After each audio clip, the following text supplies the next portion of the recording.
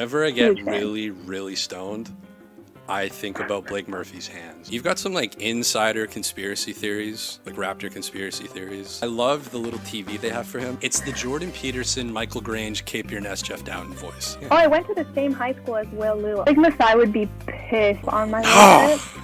Damn it. Do we know how long the Women's Day video was live? I'm stealing OG first. I think that's my no-brainer. Great pick. Okay, I guess we'll just start. So we have, a very highly acclaimed Toronto culture advocate and connoisseur here with us on the Raptor pod, and we've been talking quite a bit on Twitter about not only the Raptors but kind of the city of Toronto. Like, what's Toronto all about? Because it's on my list of like 4 places that I'm thinking of potentially moving to. So I kind of want to know like the areas, the neighborhoods, and we're gonna forget about your Corktown, Cabbagetown debacle last week. That was tough, but don't expose me. Tough, but you've been good with like all other things, like street. We do a lot of street view stuff, gentrification. I'm very worried about the gentrification in Corktown, so we're gonna get into that. Raptor Moments was featured in one of the big Toronto lifestyle blogs. I don't know if you've seen this, but got a write up in there, so gonna go through that. And you've got some like insider conspiracy theories, like Raptor conspiracy theories. We've got the Leo Rautins storyline that you've kind of introduced me to. That's pretty fascinating. Because I'm starting to kind of see it now. So, like, how did you come to this? Okay. What's the backstory on this? And this might not be super entertaining because I can't reveal my source on it. Okay. I don't think they want to get in trouble. Source is unconfirmed. If Leo catches wind of this, but I don't even want to say it out loud. So there is a conspiracy theory out there. All hearsay, okay? No one come after me for this.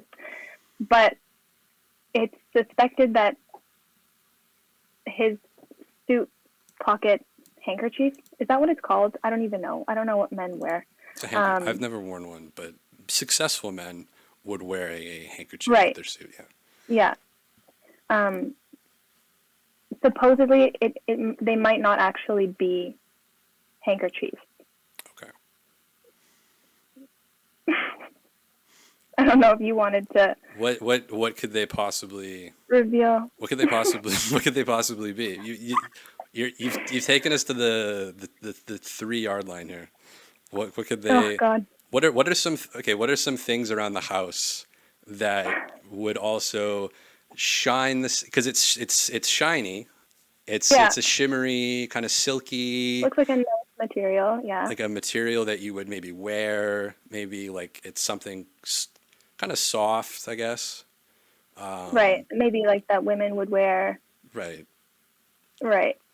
Most of the time, most days of the week, they would have it on, and if it was inside of a handkerchief suit pocket, it might not be the easiest thing to detect. Is that what? Right. Yeah. It's small. It's around the same size. And I sent you a picture last week where it was pink, and it was very, it's very like, it was glowing, and I was like, that's got to be it.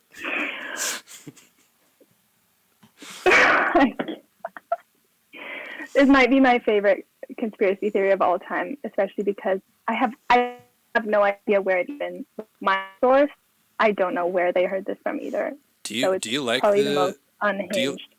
Do you prefer the TSN or the sportsnet, like the broadcast experience? I couldn't ask this to Will and Alex because they're going to be impartial. Right, of course. I am a TSN enjoyer, honestly. Yeah. Okay, TSN enjoyer. And my dad likes Jack's yelling and energy. So. Mm. that definitely adds to it, I think. Are you a fan of so you got the Cape Fear Ness, you got the Leo Routins, you got the Kian Nurse with the cutaways to Josh Lewenberg, and I love the little TV they have for him. They wheel up they wheel, they wheel out this like little TV that's like, you know, when you had like a substitute teacher at school, and they would just like wheel the TV out and you would watch like Bill Nye the Science Guy or whatever. It's like one of Yeah. those TVs. It's an interesting visual setup. I don't think Stanley Kubrick would have signed off on it. No. And then you've got Kayla Gray, courtside reporter, and so that's, and then Jack, obviously Matt and Jack. Do you think Matt is like different with Jack or with Alvin? Like, do you think he's like always kind of the same, or do you think he kind of changes to who he's with a little bit?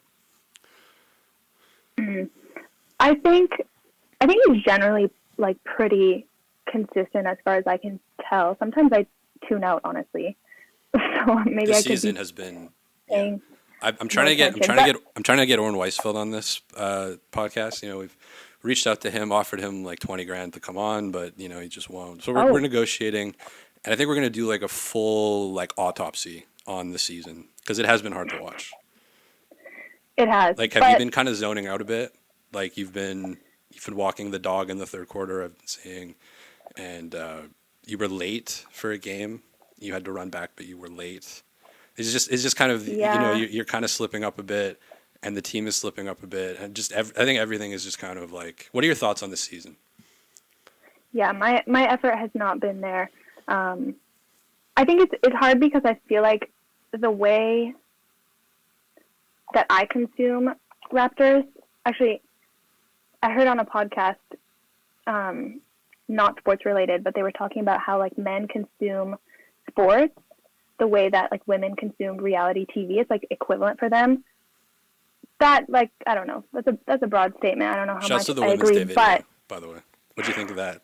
Next question after this. no comment. We can go into No comment. the Vine, the 6-second Vine video.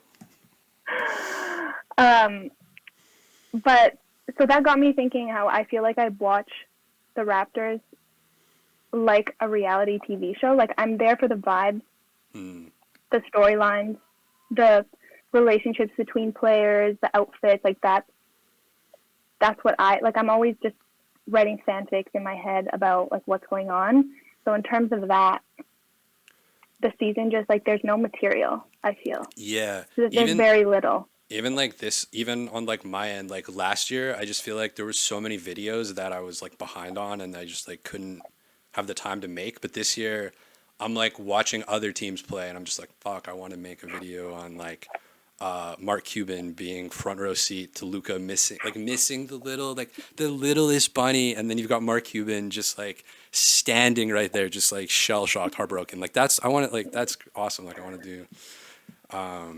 So it's been harder this season, definitely, than like last season was kind of magical. Like, did you find Raptor moments last season or this season? I think it was this season because it wasn't even like. It was through Twitter, I feel. Okay. Which, yeah, I think it was this year. Because, yeah, this year, I wouldn't say, like, the videos have gotten worse or anything. It's just, like, there's just less... It's almost like there's less stuff to choose from. And I found like I'm just, like, watching the games over and over again and just, like, not really seeing... Because so much of it is, like, kind of, like, vibe-based and, like, zooming in on stuff. And when the players don't enjoy playing with each other, there's just, like, less of that. Like, there's no Gary OG brawls anymore. Remember how, like, every 20 games there'd be, like, a Gary OG brawl? I just don't think it's like you watch March Madness. I don't know if you watch March. I'm just saying, like, you watch March Madness, and it's like they're like, psychotically devoted to playing for each other. And then the Raptors are just, like, it's just so, like, nonchalant and like, I don't know. It's like a weird vibe. Like, it's like, Matt Devlin he went on Will's show like 2 days ago, I think. I don't know if you heard the Matt Devlin. Yeah, the bubble tea. The bubble tea one. Yeah. Yeah. And he was like, yeah, the vibes around the team are great and have been great all season. And I'm like, I hope that's Matt just doing his like Scientology, like, yeah, everything's amazing thing that he's kind of usually on and not like reality. Because if the vibes are Right. good and they're playing this badly and disjointed, then that's what scares me about like Precious, for example. Because like it'd be one thing if Precious was out like drinking and like partying and just like, Cactus Club and Corktown. But by all accounts, he's the first guy in the gym and the last guy to leave. And then on the court, it's like, what are you doing? what Half my notes are just like Precious question mark. I'm glad Will is basically on every podcast just like going through all this stuff, and I feel like okay, somebody is like doing it so I don't have to make 27 Precious Achua videos with him with the clip of Open Gym being like, I grew up playing point guard. Because he said that in Open Gym. He's like, I grew up playing point guard. And it's like, I really want to see tape of that because decision making on the perimeter is suspect. Anyways. I feel like that's even another thing. I haven't even been watching Open Gym as much this season, which like used to be. Me neither, actually. I'm like 3 Open Gym episodes behind. I feel like the Open Gym is like one of the only like good like media things like with the Raptors though. So I should get up on that. But I feel like they do like random stories too much. So like the Gary Trent Jr. video, it's got like a 9.5-minute Rodney Hood segment, which is just like, okay, like, come on. Yeah. Whenever I get really, really stoned, I think about Blake Murphy's hands. And I pointed this out to you recently, and hopefully this is the new thing so we got the Leo Rautins. So we got the TSN one now. So the Sportsnet one is Blake. So Blake Murphy. Normal hands almost all the time. Like normal, again, we'll edit this in to visual, but normal hands when he's on the Raptors show, it's just like normal, whatever. But for some reason, when the Bet River segment comes up, his hands, they do this like weird, there's too much, the hand is going into the knee too much. Like it's not resting, and even if it is resting, it just looks, but there's too much force being driven into the knees. What do you think about this? Do you agree that honestly, it's a bit like off-putting? And I honestly blame Bet Rivers. I think it's the Bet Rivers energy. I think there's like a spell. There's something about Bet Rivers that's just like it brings out the worst in everyone. Not a sponsor of the channel. I did get a corporate sponsor. Raptor Moments sold out, so we'll talk about that later too. I actually got a corporate. So I'm officially not cool. I'm officially a company businessman, scaling operations, potentially maybe hiring an editor. That would be amazing. Anyways, but yeah. Big move. So who are some of the big Raptors Twitter people? So you got Blake Murphy, Will, obviously, Alex, Michael Grange. What do you think about Michael Grange? I think Grange could be up for most improved in the Like, I made a negative Grange video last year that I am probably embarrassed to look him in the eye after making that, but I had to be made at the time. But I think he's gotten good like this year.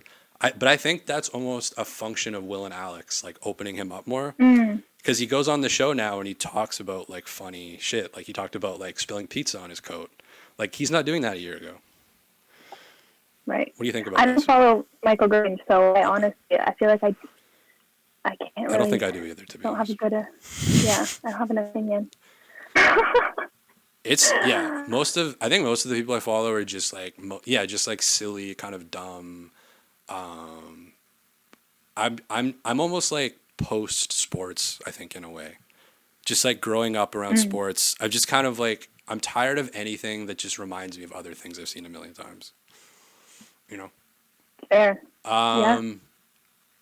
So speaking of Raptors Twitter, do we know how long the Women's Day video was live before it got taken down? Because I know I didn't know, so I actually like didn't know about it. I went on Reddit, and I spend way more time on Reddit than Twitter.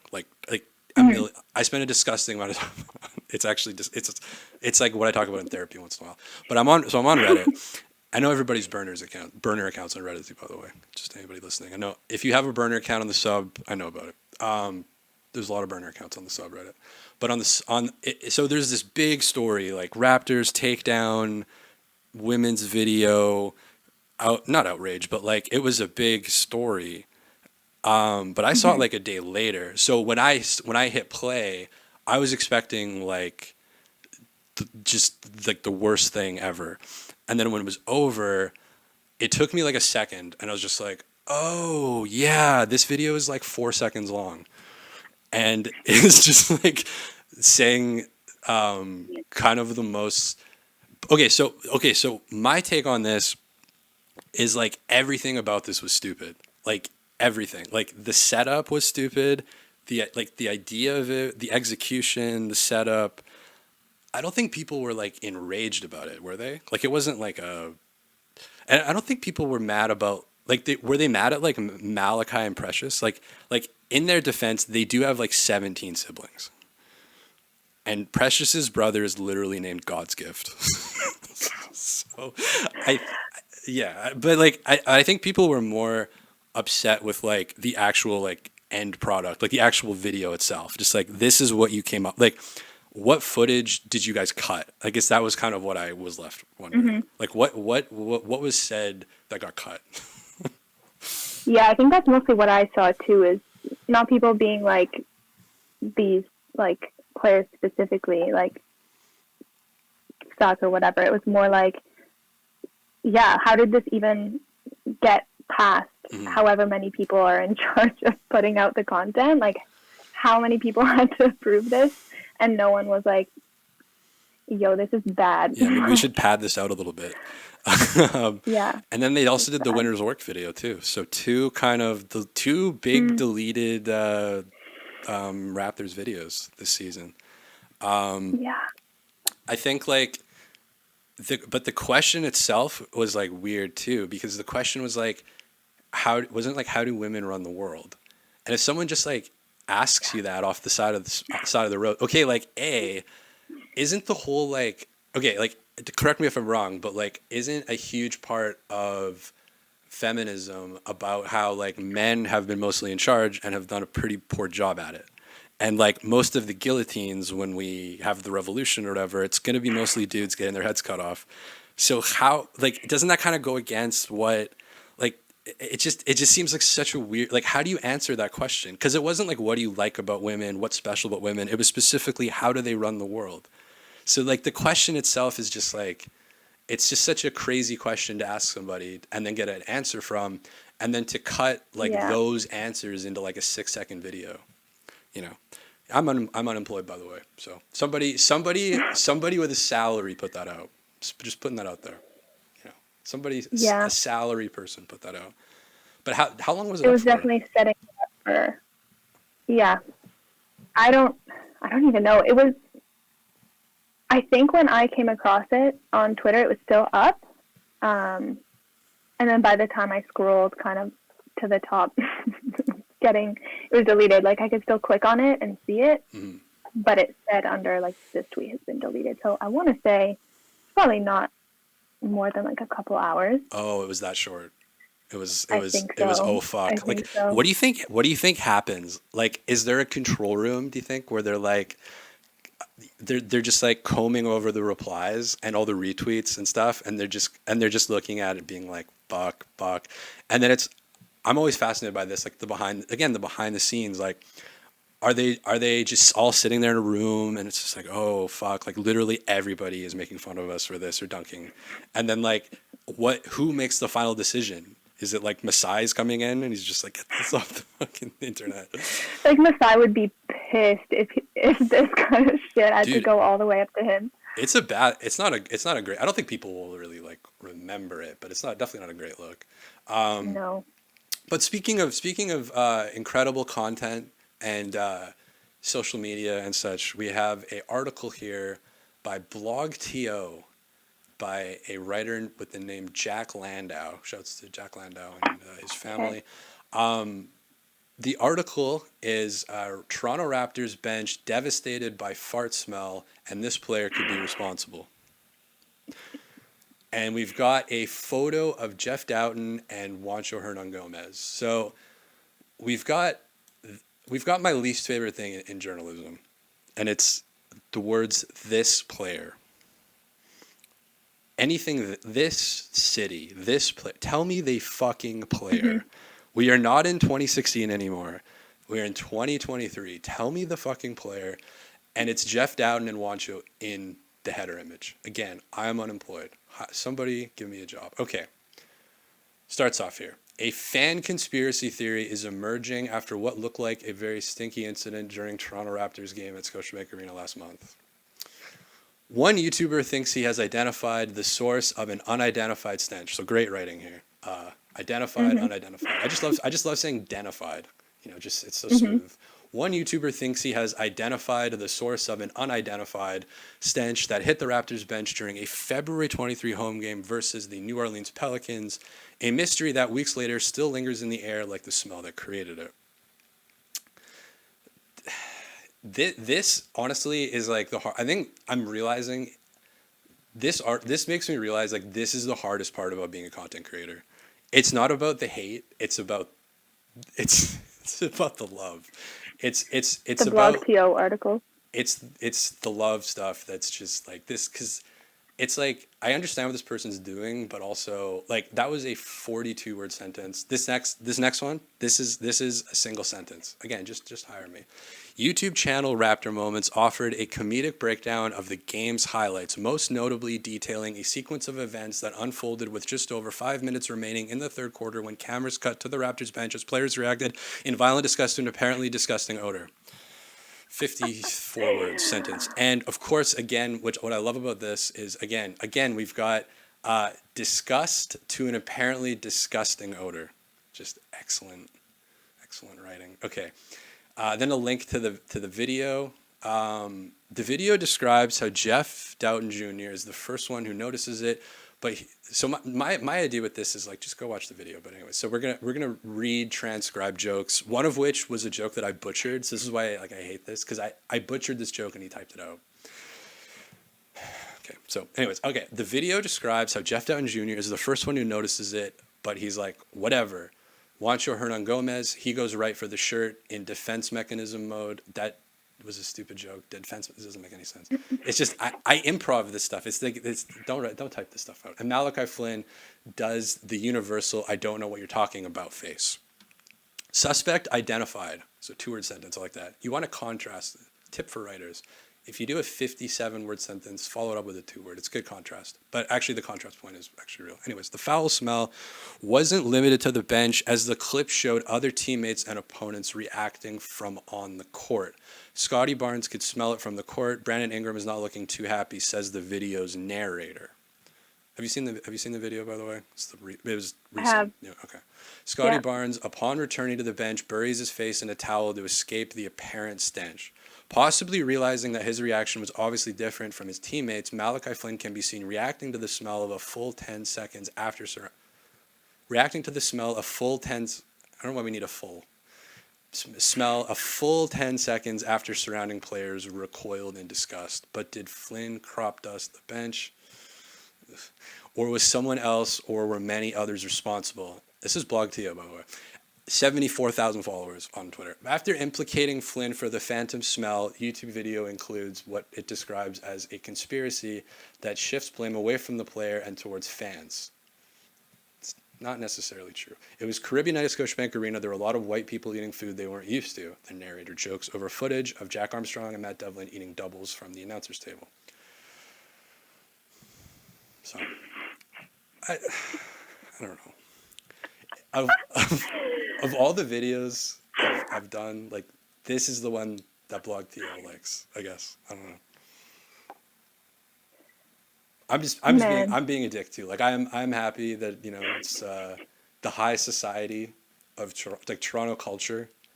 Like what is the vibe around like if I'm hanging out in Toronto and I'm at like a exclusive Toronto patio event, if that's the thing, and I'm like blogTO just wrote a story about me. Like how like is that Mm. how cool is that? Are people gonna want to talk to me, or are they just gonna? Because I was in Victoria at training camp, and I told a group of high school boys that Scottie Barnes watched one of my videos, and they were Raptor fans, and they didn't care. Damn. It was devastating. So I have an entire documentary I filmed about me trying to find David Johnson, and I haven't made it yet. Mhm. And it's me running around because training camp was here in Victoria, like right across the. So I took like 3 boats, 7 buses, trains, like everything, just running around downtown Victoria trying to find David Johnson. You know. But so I have like all Did this. you succeed? Or is No. that a spoiler? So the so the spoiler is he wasn't actually there. But watch the Okay. but watch the documentary because you know who was there? OG Anunoby. You know who else was there? Pascal Even Siakam, better. Malachi Flynn, Thad Okay. Young, No shade to David Johnson, but Juancho Hernan Gomez is in the documentary. Nick Nurse is in the documentary. Who else? Earl Watson is in the documentary. And did I say Malachi? Yeah, Malachi's in the documentary. Delano. I almost got to meet Delano.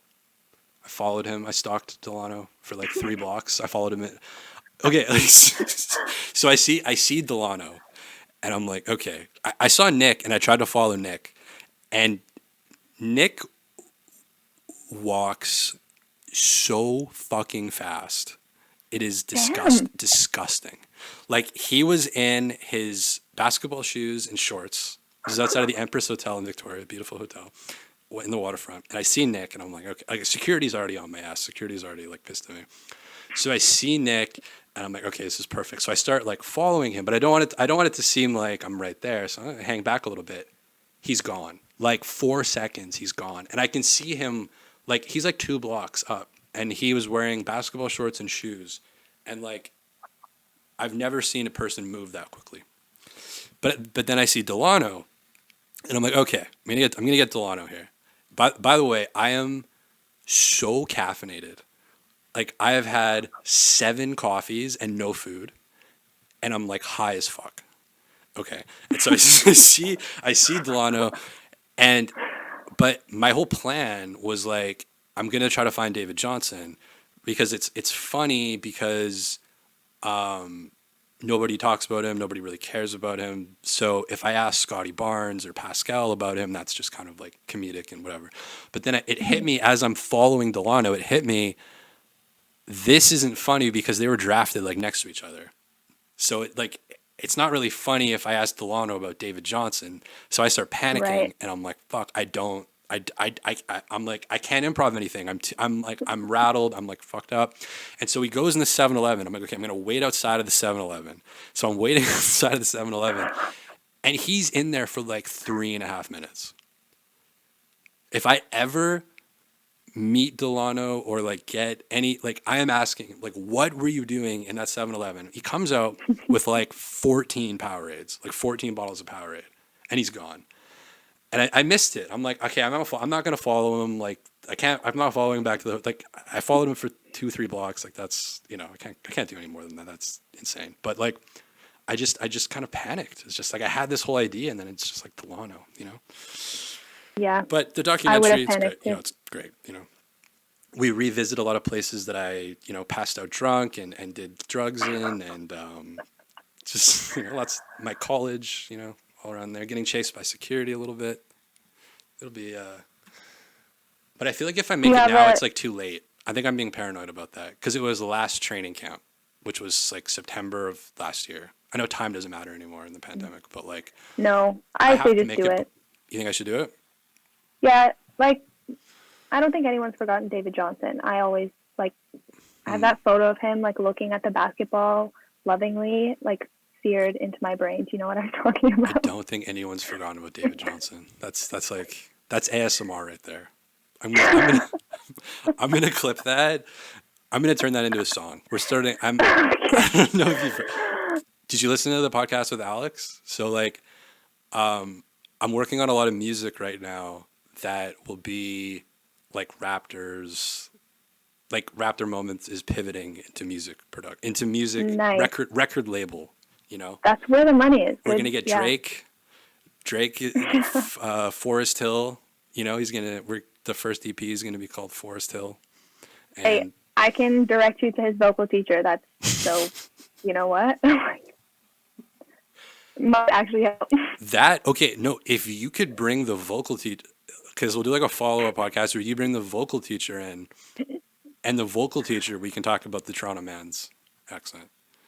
And Right. Yeah, she might I know. will pay each of you $12,000 to come on next time. Okay. I promise. After, and I will send the money after the appearance. You can Yes. guaranteed on the way. Venmo, just yeah. Where else was I gonna go with this? What were we just talking about? David Johnson. Right, David Johnson. So yeah, I watch 905 games once in a while, and the shot is wet, the release is clean. It's got some Jalen Harris vibes a little bit, a shooting guard taken later. But remember the Jalen Harris game when he got 35 in Dallas? I think it was That was wild. I think that was like the drug game because it was next. I think it was like right after that they were like, Oh God. like, are you on? I think we're gonna have to send you to Italy after you've dropped 35 on Luca. I did a Patreon video about that. Not to plug Patreon, but I did a Patreon video about that way back in the day. But yeah, I did pick up a corporate sponsor. Like, I'm not gonna do an ad read right now, but like, I think it's a cool way to like introduce it. So it's a car dealership. It's not a car dealership. It's an auto group that has 5 dealerships, so like Mitsubishi. Mm-hmm. So I want to get like an old, like the Mitsubishi racing jackets, like the old kind of like Yeah. like they're like red and like they're cool, like the old like NASCAR kind of thing. Yeah, So yeah. I want to be like innovative with it. Like I don't just want to be like go check out queensway auto group. They're cool and exciting, and you need a car. Like when I'm listening to like podcasts or like. That's who they are, actually, by the way, Queensway Auto Group. When I'm listening to podcasts, do you listen to like best podcast name ever, hashtag this league uncut? They need to put like nation on the end of it. It needs to be like hashtag this league uncut nation. Or like the low post. No, the low post does weird cuts too, actually, to be honest. Like, do you listen to the low post, Zach Lowe? I've listened to a few, It'll be yeah. like da da da da, and then they'll be talking, and then it'll just like cut to the music, da da da da da da da, and then they're talking about the same topic, and it's like, what the fuck just happened? Anyways, so I don't want it to be like jarring, I just want it to be natural and create Right. like jokes that are like about, because I have fucked up car stories. Like I got scammed on Facebook Marketplace by a fake monk selling me a car. It's an incredible story because anyone would have fallen for it, I think. Like, Right. it's such a genius scam. You sell a car with a shitty transmission, but you park it on a hill so that it doesn't because the transmission is fucked up going from gear 1 to gear 2. So when you're going down a hill, you're already rolling, so you're kind of already like in third. And so the catch doesn't happen. But then after you've paid the guy and you've driven it away and you're realizing once you're on the flat surface that, hey, this car is kind of fucked up. But if you went to a dealership, now I'm kind of doing an ad read. But yeah, no, that's kind of what I want to do is like, just like funny stories and shit. And then Right. I think it'd be cool to get a weed sponsor too. Just like, cause I'm stoned for every video, like every single video pretty much. And every game, especially lately, I've just been taking so much THC oil. Like when I messaged you about Blake Murphy's hands, like I was literally like it was like being on acid. It's like that level. And I just hear like Herbie Kuhn going like, Jakob Hurtel, Jakob Hurtel. And it's just like echoing in my room. And I'm just like in a vegetative state. I'm not even taking notes. Like the Pacers game, I didn't even take notes. Like that's when you said we need to have a wake on Saturday if they don't beat the Pistons. Because that game was like, I didn't even take notes for that. I was just in a vegetative, just Herbie Kuhn going, Jakob Hurtel. And I'm just like, just zoned out. Just like in train spotting that's the or last something. thing you hear. The last thing I Yeah, hear that would be before a great weed ad, though. Great transition. Mm-hmm. It would be very simple. And I stopped smoking weed because I want to try out for the 905. So my cardio has to be Did good. hear about that. You did hear about this, okay? So I switched to oil, as I've just talked about. But oil fucks you up for a long time. So I didn't want to drive being high, and I didn't really need a car. So I sold the car and bought weed with the money from the car. So The car that didn't work? it worked, but it was an experience going from that first to second. It was like it Mm. was it it was a it was a Honda Prelude. So like I love, not to go down this rabbit hole, but like I still love that car. Like I still love the look of it. Like it's a silver 2001 Honda Prelude. Actually, I can't remember if it was Google 2000 or that. 2001, but he lied about it. Whatever was not. It was either a 2001 that he lied. He lied about so many things. It was genius. It was like he knew like hypnotism too and like NLP shit. Like he was like distracting me from like noticing stuff. Like it's so genius. Like I actually worship the guy kind of. I want to like hang out with him and just like learn how did you learn how to do this? This is amazing. He had this whole backstory about his daughter and like anyways. So I did a bunch of LinkedIn research and I found out who actually owned the car, and he only owned it for 2 weeks, so he knew obviously that it was fucked Nice. up. So he flipped it to me Right. and I just got owned. So massive W. So don't buy a car on a hill. Don't don't buy a car on a hill. Don't yeah, you know, go to a Queensway Auto Group. They don't park on it. They don't have, it's a flat surface. They'll actually let you drive the The car. Queensway is super fucking flat, by the way, that whole street. Okay, So, maybe that's why yeah. they named it that way.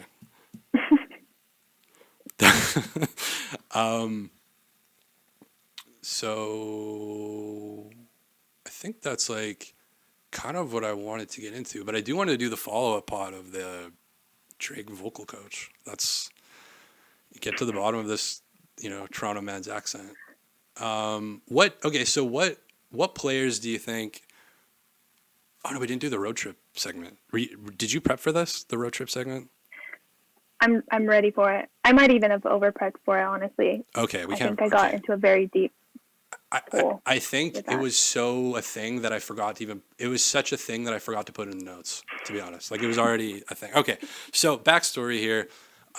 We've been discussing a Toronto Raptors road trip, and I kind of got this idea from just thinking about how Jakob Hurdle is. He reminds me of someone I know in real life. Like Jakob Hurdle is like a twin of a friend I have in real life. Like it's kind of hilarious, and it just got me thinking. Like he's a great road trip candidate for me. You know, we all have our different preferences of what we want on the road trip. You wanted Surge on your road trip, which like Yeah. would be my last choice. Like Okay. because a road trip, this is why this is fascinating, because a road trip is much different than like a coffee or like a dinner. Like this is like 5 days with this person. Like you want to be with Serge for Right. 5 days. Okay. The food choices, the loudness of the voice, like the decibel that he talks at. Like you want 5 days of Serge. Like coffee would be amazing, dinner would be like, okay. So anyways, this is my okay. So road trip. So I have a list here. I got the 2022-2023 Toronto Raptors. We got 17 players. We got two ways. We got Wieskamp and Downton on a two-way. So the two-way guys, they're included in this. And Is Otto Porter included? ooh, good question. He is included. Otto Porter Okay. is included. You can Otto That Porter might change things for me. Otto Porter is draftable. So the setup here, I'm gonna get my notepad out here. I'm gonna write this down. So we've got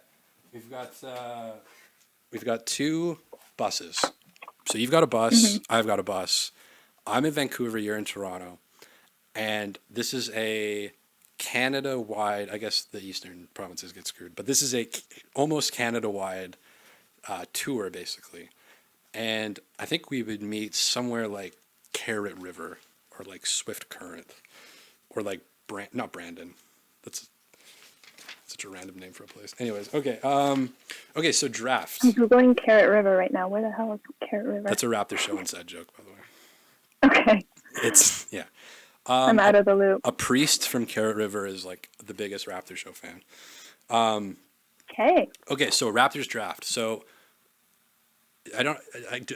I guess at near the end I will list the players of who's left, but I think at the first few stages here we don't really need. So I'm actually I'm going to be nice here. I'm going to let you actually go first on drafting who's in your bus. Remember, this is like a 5 days of this person. You are seeing them in the morning, in the afternoon, in the evening. They're bringing food. They're bringing whatever they're bringing on their road trip. Portable speakers, potentially. Dear God. Okay. their voices, their personalities, their baggage, their jokes, their trauma, everything. So Yep. with the first Okay. pick, I might edit in some little music here, like da da da da da da, or just edit that part in that I just did every time. Anyway, okay, so you won't have to hear clip that. The listeners. Okay. So you get to go Sweet. first. Sweet. God. I'm like getting nervous now because I feel like 5 days is like getting in my head. Because I had been thinking of Surge, which would be like my dream road trip companion. But 5 days, like you made it, I don't know. That scared me. But okay, I'm going to just trust your gut instincts here. Yeah. Okay. I am stealing OG first. I feel like that's my no-brainer. Great pick. Now why? Why OG? Like, I think give a little explanation. What are we expecting of OG on the road trip? What are we looking to get here? So you're getting weird music and like music from every genre. I feel like this has been confirmed by the players as well at certain points, where like when OG is off, like no one knows what's going on. No one's ever heard this song before. Okay. So I feel like for like longer, like 5 days, that might be kind of nice. Okay, so a variety.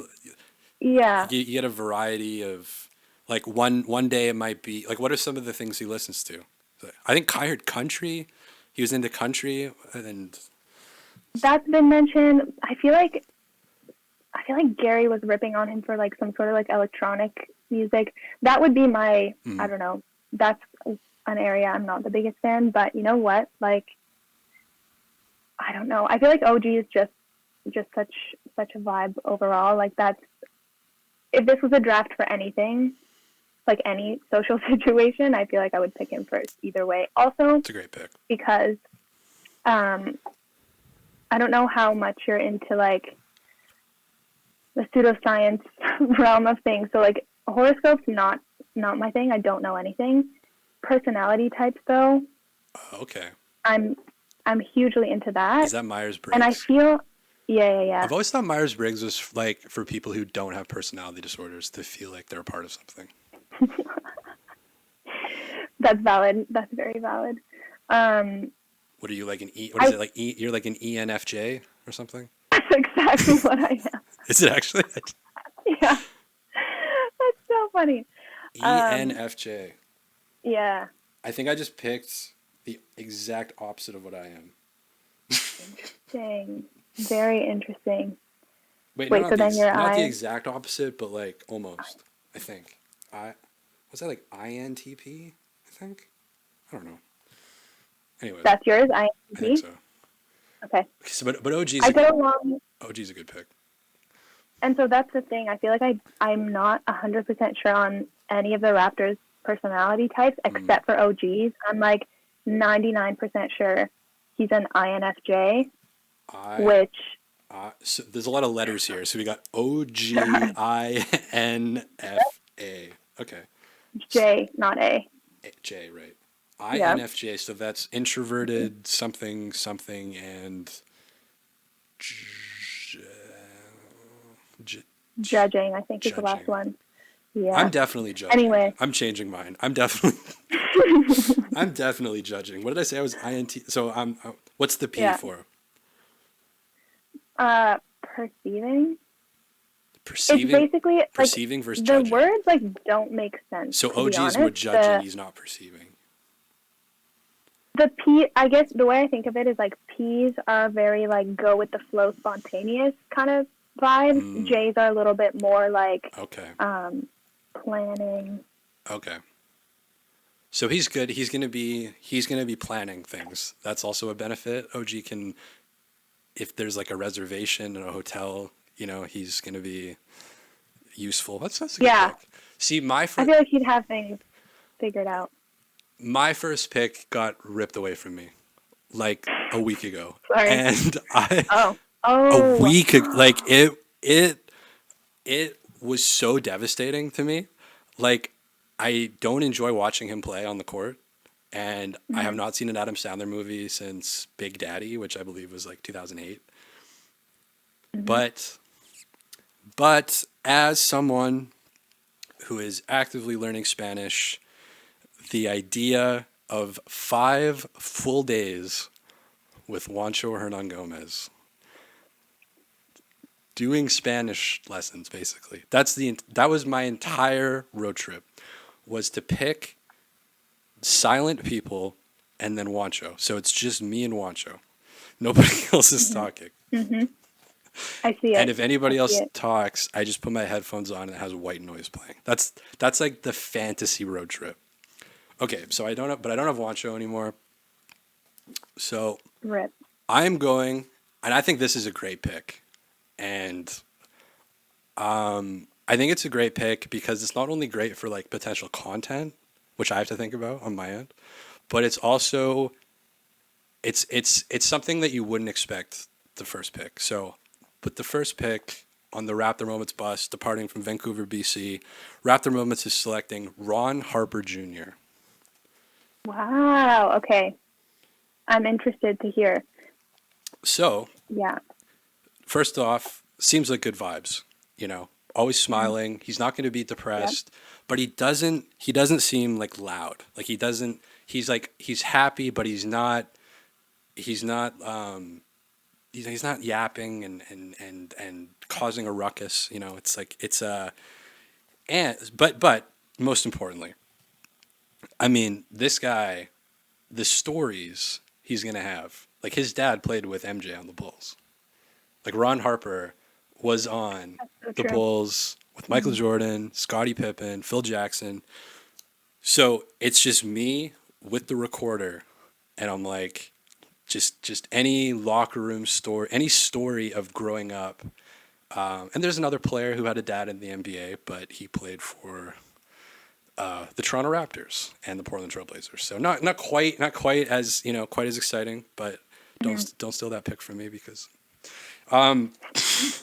So that's my first pick. That's my first pick. But I am just gutted about Juancho. I just didn't enjoy the experience of watching him, but just 5 days locked with a native Spanish speaker. That's like invaluable to me right now. But okay, so next pick. So you got OG. Who is your next pick here on the road trip? Okay. My next pick is also okay. I feel like I need some more like maybe deep cuts. This is gonna feel obvious, but also I do have reasoning behind this. Okay. I'm gonna pick Scottie second. Okay. Yeah, this was a tough one for me. Let me hear, because this is kind of with my surge theory, but this was a tough one for me. But just give me the Scottie pitch. And I feel like I know where you're going with that. We're like 5 days Right. with Like that. like loud, yeah. But at the same time, I'm thinking if I already have OG, who I'm guessing is going to be a little quieter. Again, I don't know. I don't know if me being there, someone he doesn't know, changes the vibe that he is quiet, or if this is like an off-camera situation away from the, bit where he just like fully is himself. I don't know. I do think Scottie would help kind of filling the silences, that kind of stuff. Like he would keep us entertained. So you like the silences to be filled. That's where we differ, but okay. Yeah. Okay. Yeah, I'm uncomfortable with silence, that's for sure, which is something I'm working on as well. Okay. But yeah, I think Scottie would be fun. And also that's the ENFJ thing. Anyways, sorry. Yeah. You're right. You're totally right. I really, really want the OG and Scottie like bromance. You're right. Damn, to be a thing. Like I want that so badly. You put more thought. Like I need that to be like Kyle DeMar level eventually. Like I'm manifesting that. So I think a road trip would help. Yeah, that's my pick too. That's a good combo because originally I told you think of like the best combos and worst combos. So we'll do that after too because that's another good angle by hit. Okay, so you got OG and Scottie. That would be good for content. They're obviously friends with each other. It's a good vibe so far. Okay, so with the next pick, I am following my theme, and I'm glad you didn't steal it from me because I kind of gave it away. I'm taking another dude who also has I'm just realizing this now and I'm kind of having a baked, like, holy shit moment, who also has a 3-letter kind of name ending in J, whose dad also played in the NBA the same year, basically the same years as this other player. And wait a second, are they born in the same year? 1999.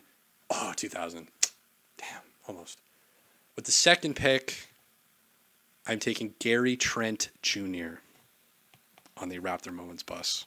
And not only do we have the father thing, but the thing I like about Gary, which I think is key for a road trip. See, Gary isn't going to fill in the silences. Mm-hmm. Like, Yeah, Gary's going to talk, but it's going to be when he's spoken to. It's going to be with other players in real conversation. It's going to be if a bear goes across the highway, he's going to react. But it's not going to be, we're driving and it's been quiet for a minute and a half and have I ever told you about my third aunt who has a farm that none of us have ever met that I'm going to talk about and talk about her on a first name basis, which is, by the way, my number one rule on a road trip. If no one on the bus or in the road trip has met this person, please do not talk about them for any length of time, and don't refer them by their first name. That's a big one. Okay, so we got. It's a good rule. It's a good rule, yeah. So we got Gary. He's not going to fill in the silences. He's got the good clothes. So I don't know what that matters, but he's something to talk about. Actually, no, I don't want to talk about anything. So, obviously great stories. I'm sure he's got some great Gary Trent Sr. stories. So we got, and then for content purposes, you can kind of pit them against each other a little bit. You can go, wow, Ron just told me about Michael Jordan. I had nothing improv. Anyways, okay. You get third pick. You got the third pick here. Nice. Third pick of the road trip. You got OG and Scottie so far. Who are we adding to this pierogi? Polish. Do you guys eat pierogies? Not really. Love a pierogi. Okay. Yeah.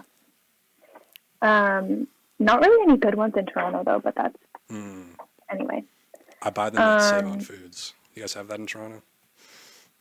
I don't think so. You guys have Loblaws. Same thing. We have like a Polish grocery store, but okay. They just sell frozen pierogies. Not the same. Okay. My third pick, and I feel like this is like your tweet really just got in my head about this, and I need Jakob on my list. Damn it.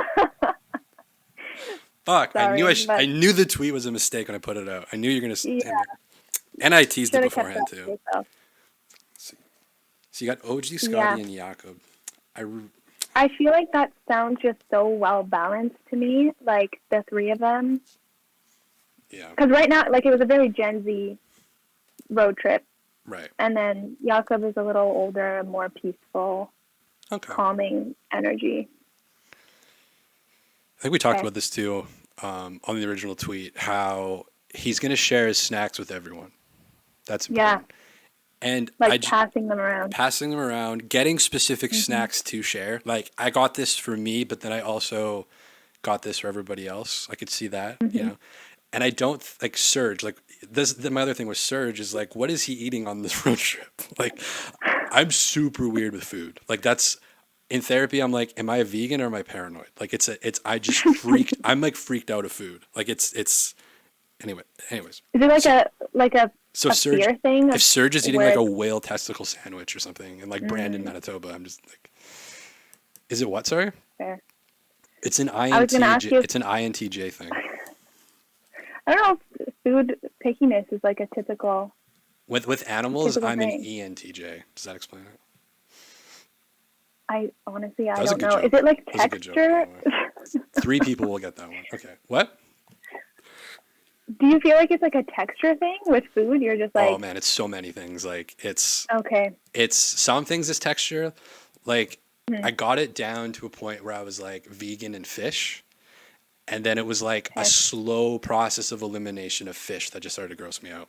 The first one was like smoked salmon, like raw smoked salmon.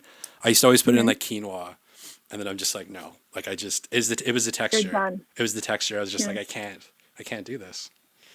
I Okay. might go back to fish one day. I don't know. We'll see. But so the snacks. I don't care about meat, but I don't want like nothing crazy. You know, like I do skip a lot of the Will Lou and Alex food sections. I just skip a lot of that stuff. It's good exposure therapy, though. Potentially. Yeah, I mean, I saw some things in Asia. Let's just put it that way. You see things hanging in windows and stuff. Anyways, okay, so shouts to the Philippines. Love the Filipino contingent here. My history teacher just moved to the Philippines from high school. That sounds sketchy, but he has a Filipino wife. It's not like a weird. It's not a weird. That sounds weird. Anyways, with the third pick, transition. Third pick on the Raptor moments. Again, this is partially content. So this is great for content. This is a guy who is so quiet that he needs someone to kind of be with him while he makes content, because I don't think he has the personality or maybe personality to really be like chatty enough to kind of carry a show. Kind of like me. I don't think I could do a podcast kind of by myself. I kind of do it on Patreon a little bit, but it's hard to talk for 97 minutes straight, which he doesn't do.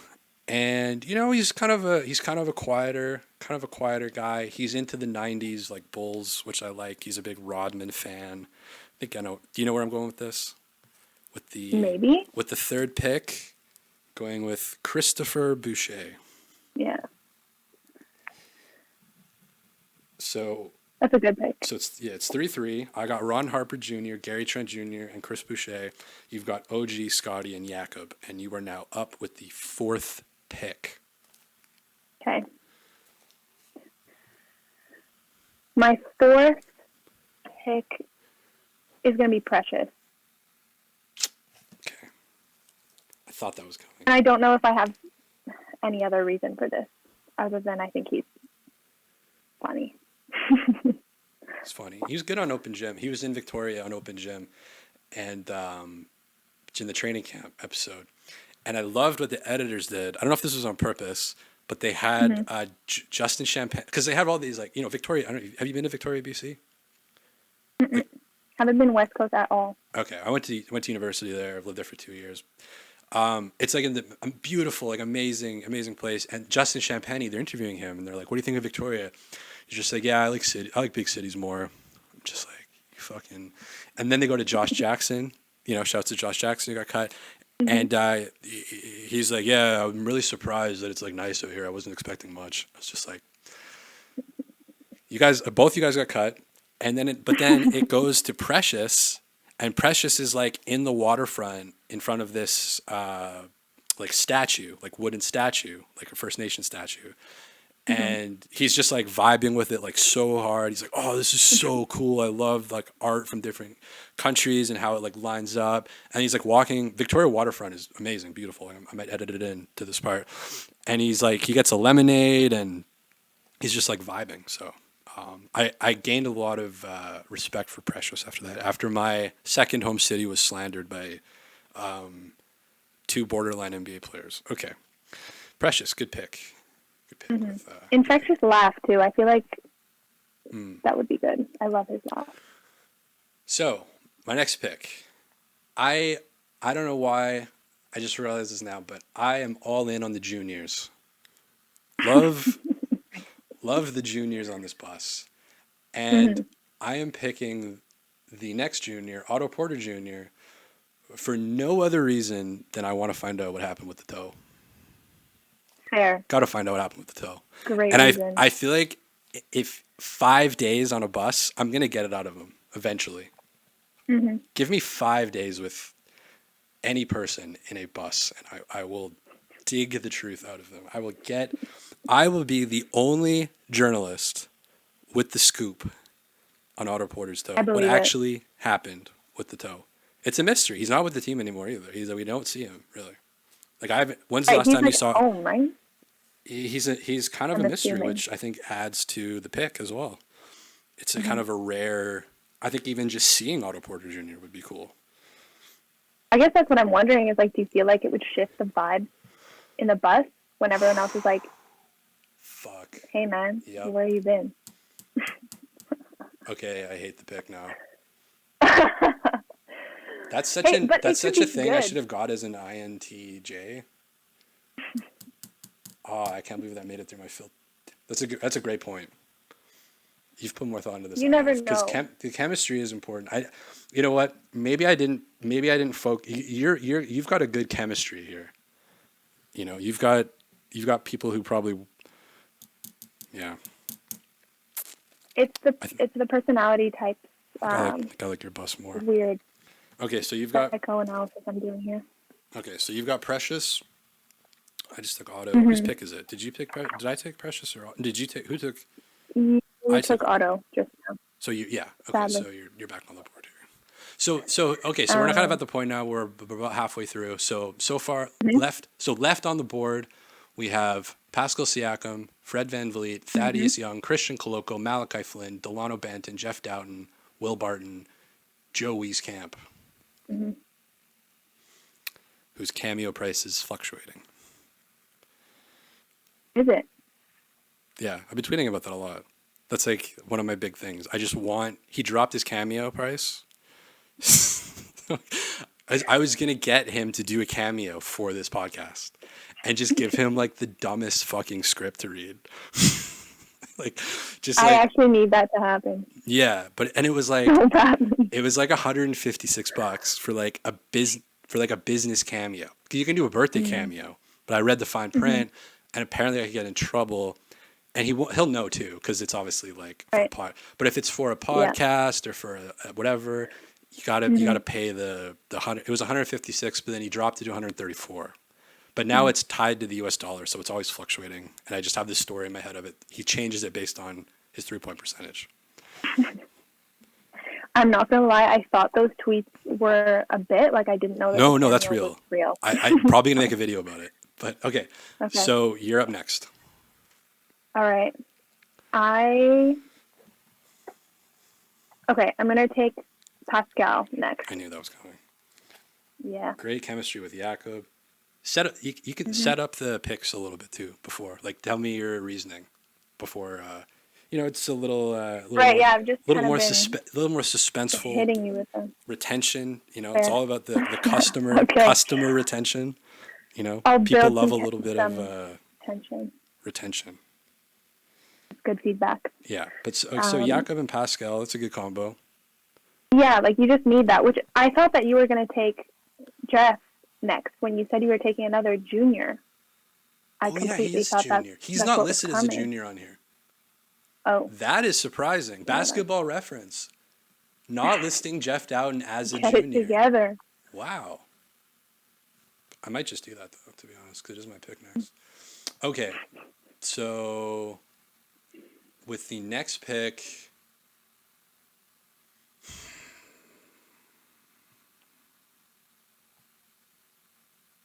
I'm going Wieskamp. Vibes camp. Yeah. Very good. I need the random like white guy 3-point JJ Redick shooter guy on the bus. I need a white shooter on the bus, Oh. Oh God. That's a good pick. I feel like we know so little about him. That's so. Again, like I didn't really set that days. up, but yeah, that's the thing. It's like he's a bit of a mystery. He went to same school as I think like Nick Nurse or something. He's on the Spurs for a while. The Spurs kept his jersey on their store for like weeks after he got traded, but they took away Primo's the day it happened. So I was like, maybe he left a good impression on the team, and they kept his jersey up there. So could be some good gold. Yeah, he is kind of an unknown. We know the cameo part, but that's kind of it. All right, you're up with the next pick. Uh-huh. We're getting down there now. These are kind of, I would say we're kind of getting into that part of the draft where we we're taking these people with we don't really necessarily like want these people, but these are the people who are left. We're kind of at that part of the draft. Yeah, a little bit. It's feeling feeling like more pressure. Okay. My next one is again gonna bring the Gen Z vibes back a little bit, because I feel like I need that. I don't know.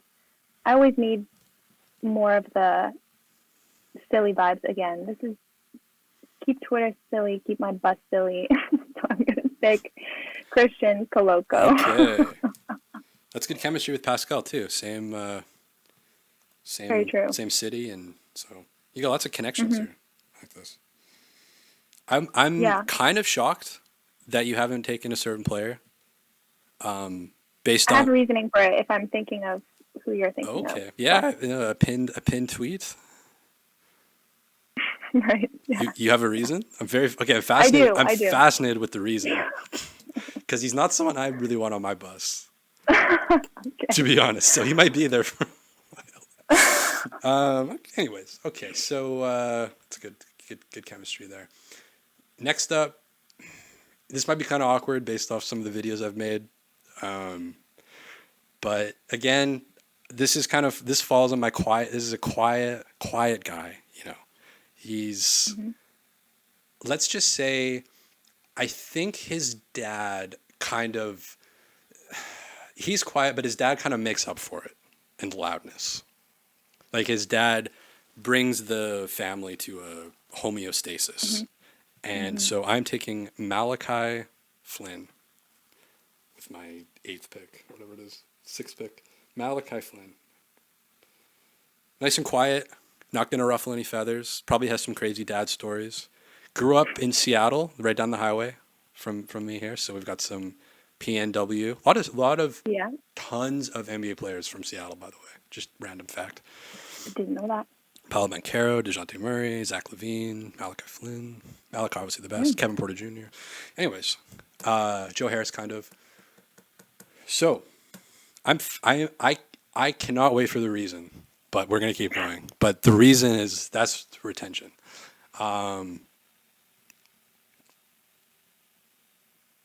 Okay. Well. So left we have Jeff Doughton, Delano Banton, Thaddeus Young, Fred VanVleet. Okay, you'll get the reason now because this is my next choice. Okay. So he didn't fuck up too badly.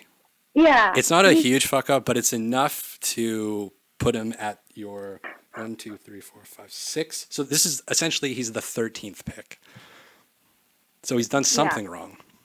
Yeah. And I'll be curious to hear why you sound like you didn't want him on your bus at all. Okay. So I think this player, like, I shamelessly stan.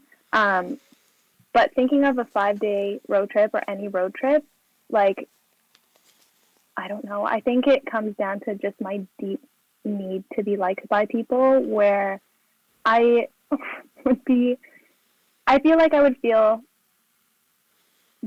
judged, or like I would be watching what I'm saying all the time around this person. Feeling like eggshells. Really scared that You're they don't walking on eggshells, like me. kind of? Yeah. I just like... That's more of an INTP activity. Yeah, that's something, like, I feel like I'm cussed between E and I, and sometimes Y. Yeah. So I'm going to take Fred next. Okay. But I'm going to be scared that he's going to hate me the whole time. So he didn't do anything. I thought there was like an incident or something. No. Okay. It's weird. Like, that's kind of my exact reasoning. Like, I'm kind of the same. Okay. Like, Fred strikes me as someone who's serious when you don't have to be. And that to me is just like not desirable to be around for 5 days. It's the same thing. It's like he's like really, I guess, like mature. I don't know. Is that I've just never been like that. and I've never had friends like that. Mhm. All my friends have just been like Mhm. idiots, like stoners, listen to like System of a Down and just do nothing. Yeah. You know, I don't, I just don't vibe with that. Like, you know, I haven't taken I Thad see Young that. either. Okay. Oh God, we are really okay. I think this is an easy one for me. This is an easy one for me, Mhm. and I feel bad that he's kind of slipped this far. But to be Mhm. honest, his voice definitely sounds like a a well-known Canadian YouTuber personality. Do you think he sounds like Jordan Peterson a little bit? You know where I'm going with this? You're Yeah, I do. you're behind on Open I don't Gym. like comparing anyone to Jordan I Peterson. know, but it's it's the Jordan Peterson, Michael Grange, Cape Your Nest, Jeff Dowden voice. It's all Okay. four, all four, all four people are voiced by the same actor. I don't know if you know this. Kate They is just catching rays. they go about one Oh, octave higher for Kate. Jordan's about three right. octaves higher, and then Dowden is like Jordan, like kind of in the like if Jordan was like a masculine guy, he would sound like Mhm. Jeff. So I'm taking Jeff. I'm taking Jeff. Kind of a mystery. We don't know a lot about Jeff. Mhm. He's a bit older. He's like, I think he's like 20. Jeff's a sneaky 27. Like he's not going to be rambunctious. You know. Mhm. I don't think I have anyone under the age of 20. Oh, no, I do. Ron Harper. Might be a little rambunctious, Mhm. but he's And the you only need those one. two together. Like I think that's like I don't even. They seem like besties. I don't know if they Yeah. actually are, You have but like chemistry though. Like your bus is like you guys have chemistry. I can see you guys getting along and like actually having conversations. Mine is like hmm people who are just not going to talk. you had some very deep cut reasons. But so I feel like if we were to like write an article each after the road trip, like summarizing it, like you would have a lot more interesting stuff Maybe, yeah. going on to write about. Yeah. And Wancho really just fucked this up for me, man. Okay, so really we only got a few left. Yeah. So Oh God. you're next on the clock and we've got Will Barton, Mhm. Delano Banton, Thaddeus Young. Okay. This one's pretty easy though. Again, this is my Etobicoke Etobicoke. fellow 45 bus taker, Delano Okay. Banton. Yeah. The championship. He's like the king We of the we Toronto would have lots Mans. to talk about. He's like the king Yeah. of the Toronto Mans. Yeah. He Just is the playing final on the boss. Raptors. The Toronto Raptors. I can't really do it yet. I have to practice it. I can't do it cold either. I have to warm up. I can't just go straight Yeah. into it. You have to lean into whatever's going on when you slip into it naturally Yeah. to figure out what that is. Yeah. Delano, yeah. Very chatty. Very. It's weird. Him and Gary are the same age, which I've just seems really weird. So Precious, Gary, and Delano are all the same age, which like Yeah. to me just seems crazy for some reason. It It does. just doesn't seem It does. right. And also the fact that they're younger than me, like I never want to think about that because there So was a time when they would all be older. okay, that's a good segue to my next pick. I was shocked to find out that I'm younger than this person. Like, kind of like, what the fuck? How am I younger than this person? And that is, he's kind of he's older, so he's pretty well known, I guess. He's not really in current favor, I would say, with the Raptors fan base, although Nick seems to kind of love him, I guess. Mm-hmm. So I'm going with the guy who is older than me, William Barton. Kind of quiet. Seems Saw kind him in of. person yesterday. Pardon? He had like a not bad game yesterday, Did he? right? I Okay. feel like it was not bad. Is okay. Okay. I think so. Okay. My dad was really skeptical at first, Well, he's not that tall. but no, he's not. What's the So, minimum yeah. height like for your father? Like, how tall does someone have to be for him to go like, whoa, look at that, like look at that guy? Well, he says it for OG. I think that's like I think anyone he's ever said that for has been like OG height or taller. But I think for him too, it's also about just like the width and like just your general like He's a width stature, guy. you know, like he's just like like OG just like looks like a big dude. There's like no better words to describe. He likes his dudes like, big. Big doesn't mean tall necessarily. He's got the wingspan. Mm-hmm. So I guess that leaves you by default, or Mm-hmm. with the final person. And nothing. I don't have any. I honestly don't have anything against the guy. You know, I'm sure he's No. a stand-up gentleman. Mm-hmm. He definitely has vet energy. Like he's Yeah. definitely he was born in '88, but there's it's like he's got like Vietnam vet energy. Like he's old school. Like he reminds me a bit of like CJ Miles kind of. Just kind of I vibe. see Like that. Totally. same kind of generation, same kind of like man, it was different when we were coming up. Like Mm-hmm. it's just like okay. Mm-hmm. It's just Didn't they play together? Am I making that up? it's not amazing road trip banter. No. You know, how like because and this is the trap you're in now where you have Thad and Scottie, which of course we saw the little blow up that they had, which by the way Right. Thad is like the weirdest player because he didn't play. I tweeted about this after the Scottie incident. He had 5 DMPs in a row. Oh my God. And then he played for like 3 games in a row. And now he has not scored. I just tweeted this out the other day. He has not scored a bucket since March 4th. And it is March 25th. I totally did not realize about the DMPs. That's In an really era funny. where Scottie's injured, Gary's injured, and somebody else is injured, that it's important that I'm forgetting. And I feel like I'm an idiot for forgetting. But who else is injured? Somebody else is injured. But it's just weird that he's like not. It seems like he's either taking minutes away from Pirtle at center, or just not playing, which just seems like a weird, like 2 extremes. I don't know. Mm-hmm. So you've got. So I think kind of you've maybe got the better bus, but like in terms of like how everybody fits and the chemistry. But I think you're right. I think I'm going to come out of this with some great content. Yeah, I think so too. Got Just the stories you would get, I think. Although I guess I feel bad I took Scottie from you because that's something I feel like needs to be broken is like he's seen your content, but we need to like bridge that and have the content. I need more corporate sponsors, you know, because I think he only does like a corporate. Bullway. What is it? Bullway. Bullway. He's got Bullway, Bit by.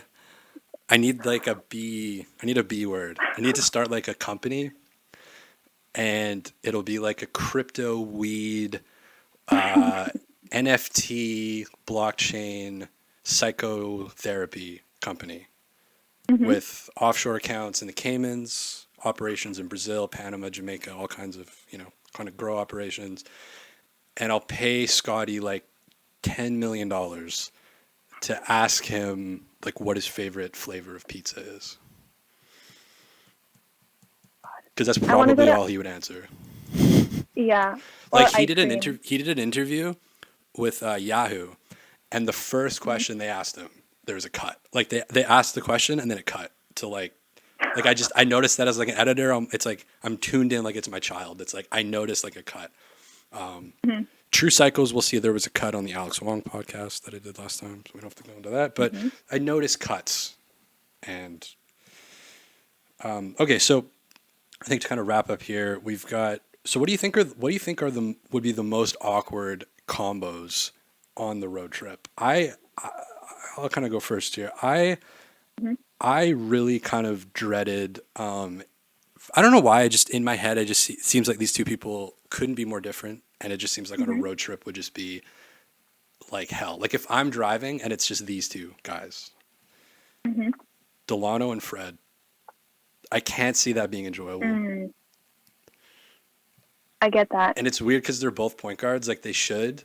I've never seen them vibe on the bench. I've never seen the two of them like have a conversation, and they just seem like like Delano's just so like I don't know.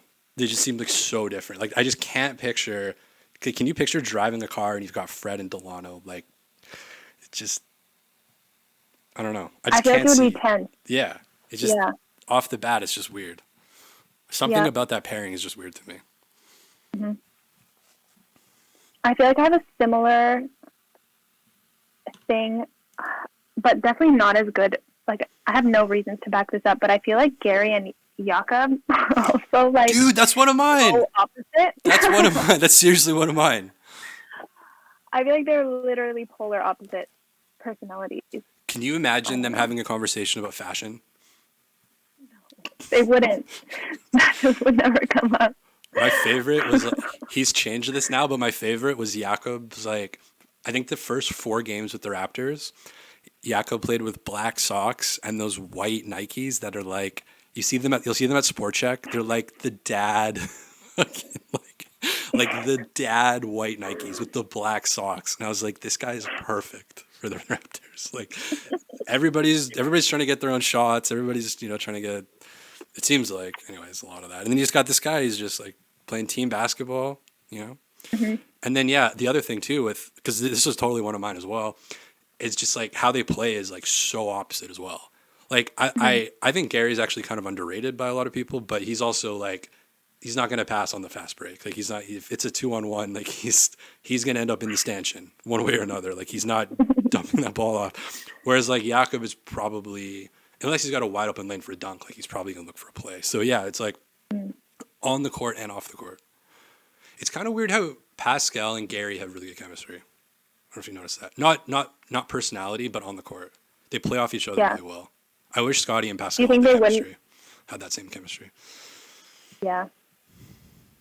True. That's the Orin pod. That's that's like I need the like full rectal examination of this season by just the fucking somebody who's just like so tapped in, I think Yeah. Don't ask me any serious basketball questions.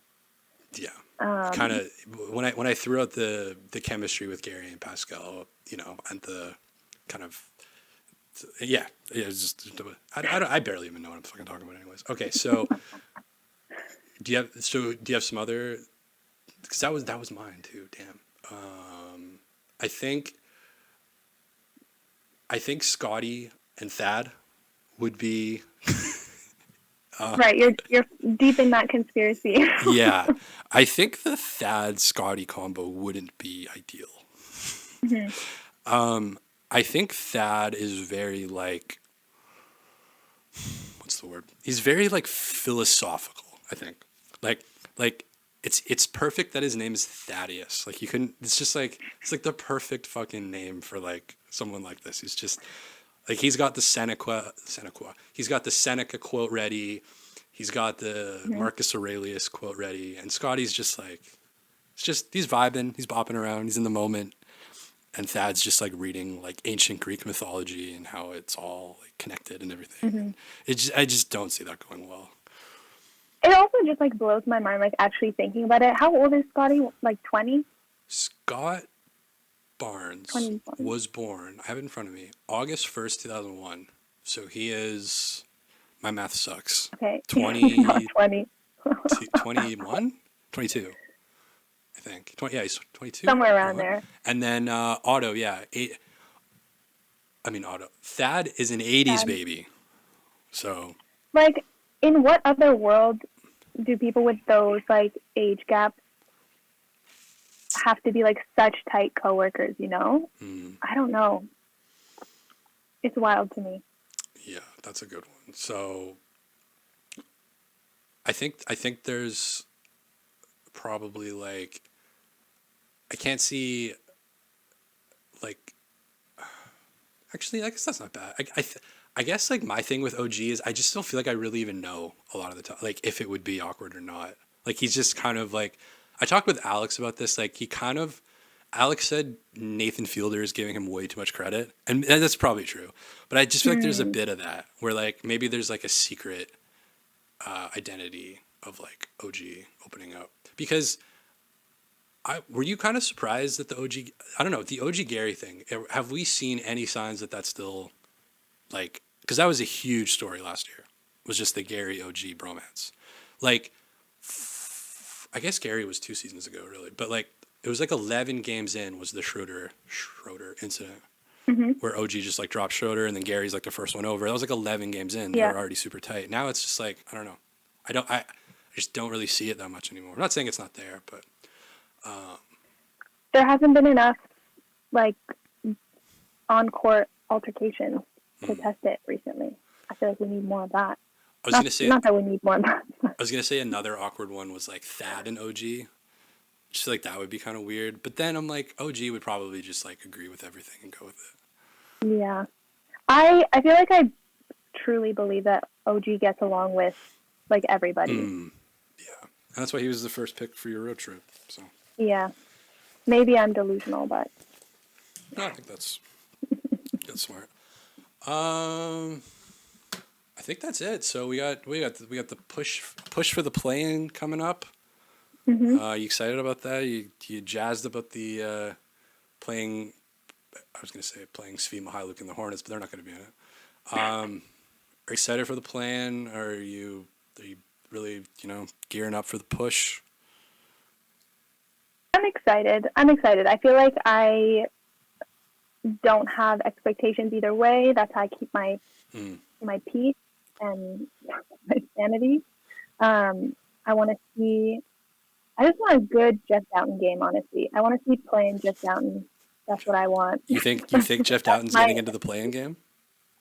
I hope so. Okay. So badly. Okay. That was going to be my like last question is like what's like a surprise you could kind of see happening in the play-in? I guess that would be a pretty big surprise if Jeff Doughton has a big game. I think that is my one surprise storyline. My kind of surprise storyline, it's not like it wouldn't be a huge surprise, but it would still be kind of a surprise. I just see like Gary coming into a game and just like launching like 9 threes in the second half and getting the Raptors to win a game by like 1. Like he's going to get 9 threes. They're going to go up by 12 and then they're going to lose the lead all the way to the end and they're going to win by 1. Like that is totally something that's going to happen. Nick's going to put like Thad in at the worst time to play center. And they're going to win by 1. Was that last year that Gary had like a stomach bug or something for the playoffs? Yeah, against the Sixers. Right. And Scottie got injured. That was a curse series. Yeah, it was. So we need the Gary redemption as well. Do you have any other teams you're kind of watching for in the playoffs, or are you like a Raptors or die? I'm strictly Raptors. Yep. Strictly. No other team at all gives you any feeling of joy, any sliver of emotion, or anything, any feeling. The emotion I feel is jealousy that I'm not a Kings fan. Oh, okay. So I get to flex. As a super, super, super closeted Kings fan. I get to flex. Being in Vancouver, Man. is closeted is probably not the best word. Is that not? That's not a good. I think people still say that. Yeah, I guess so. I'm a secret Kings fan because I'm in Vancouver. They're Sacramento. It's always kind of been like, oh, they're right there. And then when the Grizzlies left Vancouver, which was like devastating, and that's gonna be another podcast with a friend of mine. We're gonna talk about that. Devastating.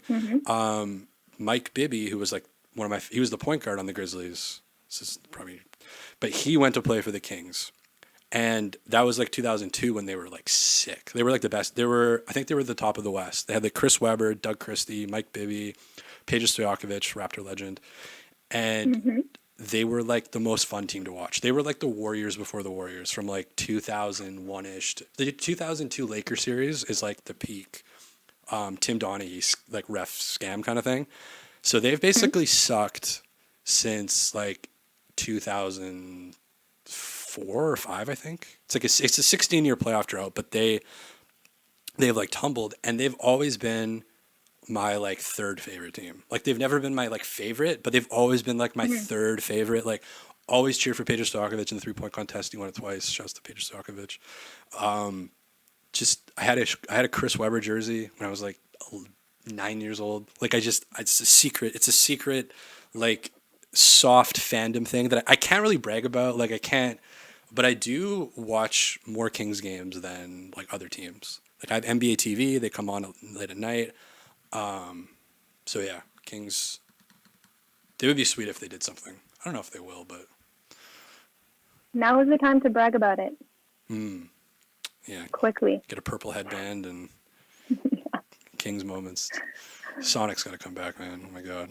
We lost. That's what the podcast is going to be about. Like we lost the Sonics and the Grizzlies within 7 years, and the two areas like Seattle, Vancouver are closer than Toronto, Kingston. I don't know if people know this. It's literally like our backyards are like a lot. Like you drive from Vancouver to Seattle, it feels like you're in the same city. You drive down the I-5, there's like a million Denny's and IHOPs, and you're just going from suburb to suburb, and then boom, you're in Seattle. So yeah, I don't know. Anyways, that's all a random tangent. But yeah, you can find now. Is it so? So is this more of like this is a Polish. I haven't actually said your name out loud, but I have. No, you haven't. I've been waiting. I have.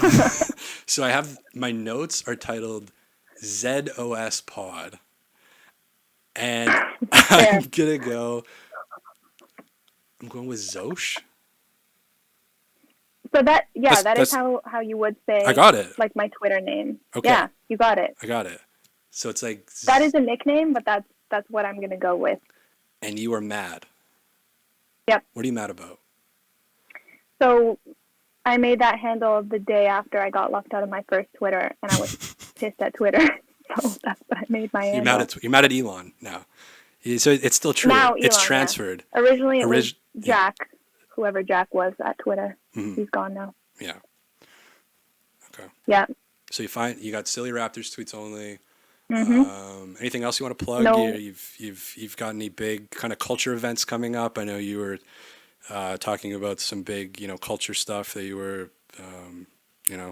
as a connoisseur of Toronto blogTO, and you got anything coming up? Any big events you want to plug? Any concerts? Any charities? Any family members you want to shout out? Shouts to your dad. Mentioned a couple times on the pod. Shout out to my dad. Square basketball is like the only thing that he asks me questions about. Otherwise, it's always him, explaining things to me. So that's our basketball relationship. Charities? Oh my God, I don't know. Shouts to your dog too, by the way. I don't know how we got this far without talking about dogs, but shouts to your dog. I know. I feel like that's honestly like the only reason people on Twitter still like follow me is occasional dog pictures. Right. My dog Disco. Dude, there's a dog across the street named Cisco. Wait, Cisco or Disco? Cisco. Okay, mine is Disco. Disco. Which is way cooler. It is way cooler. Cisco is like an alarm system or like a security thing. Disco's a cool name. Yeah. How'd you come up with that? So I'll plug him too. Shouts to Disco. My dog. Yeah. Nothing else, I don't think. blogTO, hire this man. There you go. That's all. There you go. Okay, well, it's raining here in the Philippines. In Davao City, the umbrellas are out, kind of behind me here. Looks beautiful. I'm gonna go get some Filipino food. It's vegan, I guess. I have one Toronto recommendation for you. Okay. People might know this ice cream spot called Ruru Baked, and they do like a bunch of Filipino-inspired ice cream flavors. Okay. That's a fun intersection too for food in general. Do you remember your favorite intersections? I didn't have them written down, but you did give me your 3 favorite intersections. To be honest, the one I gave you was probably like college something. Yeah, it's so like in Little Italy, like college and I don't know. Let's just say Because I street viewed it and College thought in it was really cool. Arlington would be like the big. It was Corktowny a little bit. You guys have much better. Your parents are both architects. You guys have much better architecture than in Vancouver. Vancouver, we have the area called Gastown. It's like bricks. It's 3 blocks, and the rest of it's glass. So. Well, I've never been, so I can't say, but I believe you. Yeah. I think I gave you College in Grace Street, but Grace Street is just like a random point on College I chose. Okay. Like that area. It was good though. It had like the outdoor seating, like the patio seating. Okay. Yep. Sweet. All right. Well, thanks for coming on. Thanks for coming on the show. We'll have to do a follow up with the Toronto man's voice accent, Toronto man's accent, vocal coach, vocal teacher. For sure. You still got that connection? Absolutely. Maybe send a little LinkedIn I'll reminder find or it. something. Find the LinkedIn. She won't remember me, but Forest Park. I'll try. Forest Park. Shouts to what is it? Forest Hill Park. Forest Hill. Valley Hill Park Tree Lake Lawn Forest Lawn Tree. Okay, yeah. So cool. Yeah. Raptor game tomorrow night. Is it tomorrow night? Tomorrow? Tomorrow. Who are they playing? Wizards. I think tomorrow. Yeah.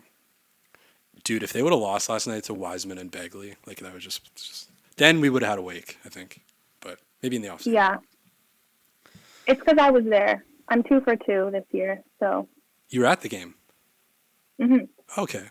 Were you on national television this time? I know that you've been on national television at a Raptors game before, which I haven't been to a Raptors game, so that's pretty cool for me, you know. No, I was up in the 300s that time with my dad. What's the vibe like at the stadium? Sorry, I'm keeping you 2 hours and 15 minutes. That's okay. I'm sorry for anyone still. Sorry to anybody still listening to this. 2 hours and 15 minutes in. The vibe, it wasn't like, I feel like because they held the lead pretty early on, like it wasn't anything too crazy, but they were trying to get the wave going in the second half, and like that was pretty sick. They were doing a great job. Oh, they did. But it died by the time it got to me. Did you still do it? Yeah, with one arm. Are you loud in the stadium? Like, are you cheering? Oh yeah. Are you clapping? Yeah. Are you yelling? Do you yell at the refs? Do you? I'll boo. Yeah. Like, how do you behave? How do you conduct yourself at a game? I haven't been since 2008, so I don't even remember how. I don't even remember the standards. I don't even remember like the standard behavior at a sporting event. Well, I would say in the 300s, it's like easy to be loud and rowdy because most people are. Depends a little bit, but most people are. My dad's like whistling so loud next to me. Does he do the like? He can do that even without like using his hand. I don't know. Like it's so loud. Because there's a lot of germs in the stadium. Yeah. Like handrails. You don't want to be. Yeah. I can do it now because I'm in my bedroom, but in the stadium you wouldn't want to do that. But yeah, definitely anytime I've like sat lower, sometimes it's like embarrassing. Like not embarrassing to be loud, but no one around is being loud, and then I feel like I'm like a heckler or something, just cheering when it should be normal. The Nordstroms are gone. You know, people are depressed.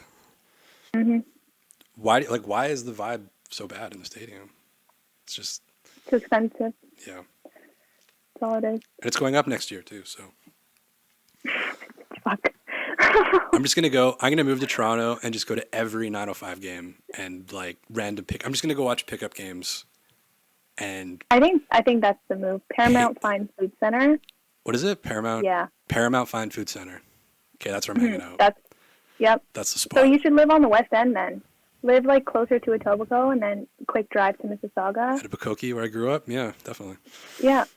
Back to the old hood. Back to the high school out there that I went to, and the mall I used to always go to out there. Oh yeah. And Oh, I went to the same high school as Will Lou as well. I forgot to name drop that. Did you? I did. The only reason I know that is because that like cursed photo that shows up on the timeline every now and then of him holding like money in front of a tree. Do you know what I'm talking about? No, but please send it to me. I will. I'll look for it. But it's like Will Lou in high school, like in front of my high school. Okay. Holding like a handful of money. Definitely. And I'm like, oh shit, like that's my school. I'm gonna send that to him. I sent him the dumbest shit. Like I'll send him like we're talking about like Argentina, just like briefly, and then I just like send him like 17 small towns in Argentina. I'm like looking at moving to, and it's just like left unread. And I'm just like, why did I send that?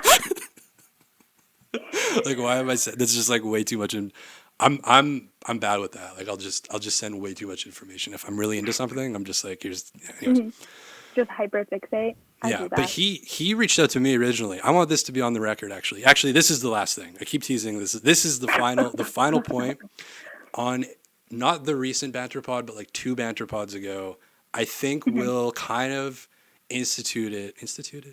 To be fair, I've sent him more dumb messages than he sent me, but he sent the first Mhm. message, and I think that's important. So Okay. because Very. he's always showing the ramen pic with Utah, right? The DM with the ramen pic. So Yeah. I was having like the worst day. Like I'm in therapy now, so every like 16th day to me is like I just, question if I want to even continue breathing, basically. You know what I Mhm. mean?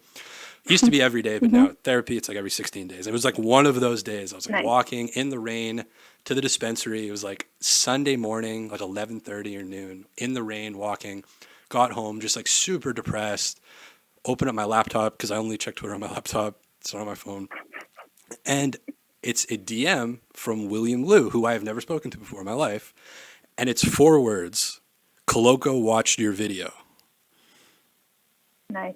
Just like imagine getting that DM as like a loser in a bedroom with a laptop and like Will Liu is sending you like that an NBA player is just like the craziest DM to get. So Mhm. I want the record to be set straight for pettiness that Yep. although I have sent Will more messages, probably dumb, like here's 18 things I'm thinking about right now. He Mhm. sent the Mhm. first contact. So Yeah. I just for my That's ego, all my that very matters. fragile, small ego that we talk about in therapy a lot. I just want that out there, you know? Mhm. It's the little things. And like do you listen to all the banter pods like with Will and Alex? Like, are you pretty locked in or do you do the react and the 2 to 3?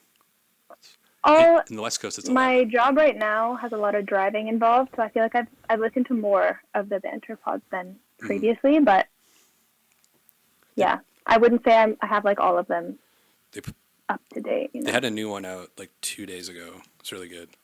Okay, It's with their friend I'll Elaine save it. Kwan, who was like there on date, like she was there like in 1993, like when the Raptors got the bid, like when the ownership group like got the bid, like she was actually, Damn. and that's like in Alex's book.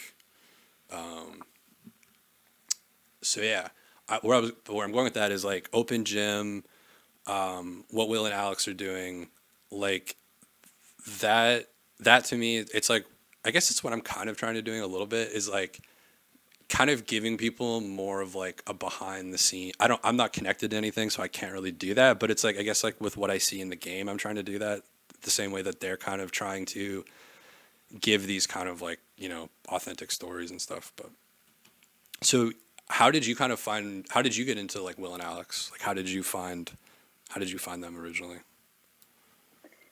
I want to say I didn't start listening to the Raptors show until I want to say it was the beginning of last season. Maybe it was a year before, but it wasn't. It hasn't been like super super long. Um, but I think in general, like I wasn't really listening to a lot of sports podcasts, Raptors podcasts at all. Um, Twitter was kind of like my go-to thing to kind of stay updated and stuff. But obviously, like Will and Alex are huge on Twitter. Like you can't you Mm. can't scroll Raptors Twitter and not come across them. So yeah, I couldn't tell you how I initially like saw either of them, but What do you think of the Raptors Twitter space? Because like I like your approach, like your byline or your not byline, your bio is just like silly Raptors tweets only, which is like it's kind of like what I feel like I'm doing with the videos. Like what's your kind of thoughts on the Raptors Twitter ecosystem, whatever? Because I'm pretty new to it. Like I don't really know anything about it really. I got so into it during I the Ben feel Carlos thing. That's what got me into it. That was like my first. I'm like brand new on Twitter. I'm just like brand new. I don't know how any of this shit works. And there's this random dude who I've never heard of just being like, Raptors community, take a shot at me. I was just like, I was like, you know and what? they Like, did. I'm just in a mood. I'm like, you know what? It's the off season. I got no videos kind of that I'm working on. Like, fuck it. Like, but anyways, that's how I got into Raptors Twitter. But how do you see Raptors Twitter? I feel like I also still, to this day, like don't know anything about it. So as a backstory, I've had Twitter since I was like 13 years old because my middle school teacher like forced us all to make a Twitter to learn how to write concisely. He was interesting. That's smart, actually. But it was okay. I think it helped, but it also got me addicted to Twitter very young. And so I was like tweeting about the Raptors from that account eventually, like throughout like end of high school, university. Ooh, is it still active? Do we have some old cringy tweets we can dig out? Sorry? Is it active? Some old tweets. Some cringy old tweets. No, You deleted it. I will get there. I'll find it. So you actually won't. I've been trying for years, but I'll find it. So I was tweeting about the Raptors from that account, but it was kind of just like tweeting at people and like not into, like it was just people from high school and like coworkers, like no one cared, which was fine. And I was just kind of having fun with it, tweeting whatever came up. And then one day I tried to change my birthday on my Twitter account to be accurate because it wasn't accurate. And then immediately Twitter's like, go to jail. We're taking your Twitter account away because you made it before you turned 12 or 13 or whatever the legal age was that you had to be. And so they locked up my account. It was so embarrassing. I was like 20 years old at that point, like had to forge my mom's signature on a form to send to Twitter to show them that I like had permission from my parents to have a Twitter account. Terrible. They never gave me my account back. And now I can't even find it. Like I used to at least be able to see it and it would show that it was suspended, but now I can't even see it. So it's really sad. I got permanently suspended on Twitter like 2 months ago, and it was super weird because they just like a sad day. Do you remember? I do remember that. I honestly like that has made me kind of dissociate from Twitter. Like it's still a thing where I just like don't care about it anymore. Because like once you've had something like that, and it's just like gone for like 5 days. It was like 5 days. It was gone. I've just like moved on. I think a little bit from it, but right. I feel really bad because shouts to anybody on Twitter who's following me who I'm not following them back. I put up like I think 2 of the videos I put up on Twitter, the Scottie Barnes one where this like the City Boy thing, which I didn't even know what a City Boy was when I first put that up. And then the Kevin Durant one that like Bleacher Report or something picked up. I think like 97% of my followers on Twitter are from those 2 videos. And I'm just like way too lazy to go because when I first joined Twitter, like that's how I found you. I just followed all these like random Raptors accounts, like maybe 50 accounts or 60 accounts or something. And now I just haven't followed any new people for like 3 months. And it's just like, I just don't want to like go through everybody. I guess I should. It's not that. It's only like it's just, yeah, like 1,200, 1,300 people that I have to go through.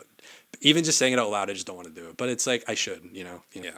And then we've also been talking a lot about this Toronto accent. And and you told me you used to speak with the Toronto accent and you got rid of it. So I'm fascinated by this because like I've caught myself, and I said this to you to get verified, that I have done the Toronto man's accent. I think a couple of times, like kind of I've slipped into it for like a sentence or two. So it's come out. We'll get into we got some Raptors storylines to get into and some Toronto stuff, but let's kind of start here. Like what is the Toronto man's accent, and like did you ever talk that way? What was your process of kind of unlearning it, or did you learn it eventually? Like do people learn it as they grow up? Are there different cliques in high school and some have it, some don't? Like what are the predetermining factors that go into, say, a 13-year-old picking up the Toronto man's accent? Great question. Okay. So clarifying, I don't think I've ever spoken in the accent. I don't think. And I think part of that's probably because, so I live in Etobicoke right now. Etobicoke. But I grew up. I think it's Etobicoke. Yeah. Some people will argue, but Etobicoke is also acceptable. but yeah, so I didn't move here until grade like 7, and up until then I lived more like Forest Hill area. Where is that for the people So who are, unfamiliar with the GTA? Forest Hill. Paint us the picture. yeah, okay, I'll paint a picture. Maybe landmarks. So Casaloma, it's like kind of north of that a little bit. Is there just lots of trees and there's like forests or is it It is it a dishonest name? It it sounds depends. beautiful. Like there's definitely like I would say generally like a pretty wealthy area, and then you have certain areas with like mostly apartment buildings, which is where I grew up. So it was less foresty and hilly there. Um, but I feel like most people associate it with Drake. That's the kind of big Right, and this is something I Toronto want to get landmark into. for him. This whole Yeah. Drake Toronto thing. I have just no idea about. So we're getting into that too. But keep going. I'm teasing that for later. I got Drake in my notes here.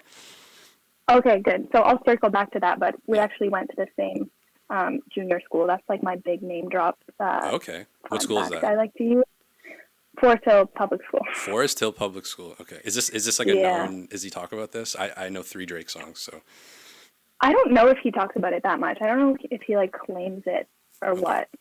It might be kind of the reverse where like my vocal teacher would always be like dropping that she was Drake's vocal teacher. That's a good drop. So that's kind of what was I saying about Forest Hill? Forest Hill. I guess that's mostly the rundown. But I don't think.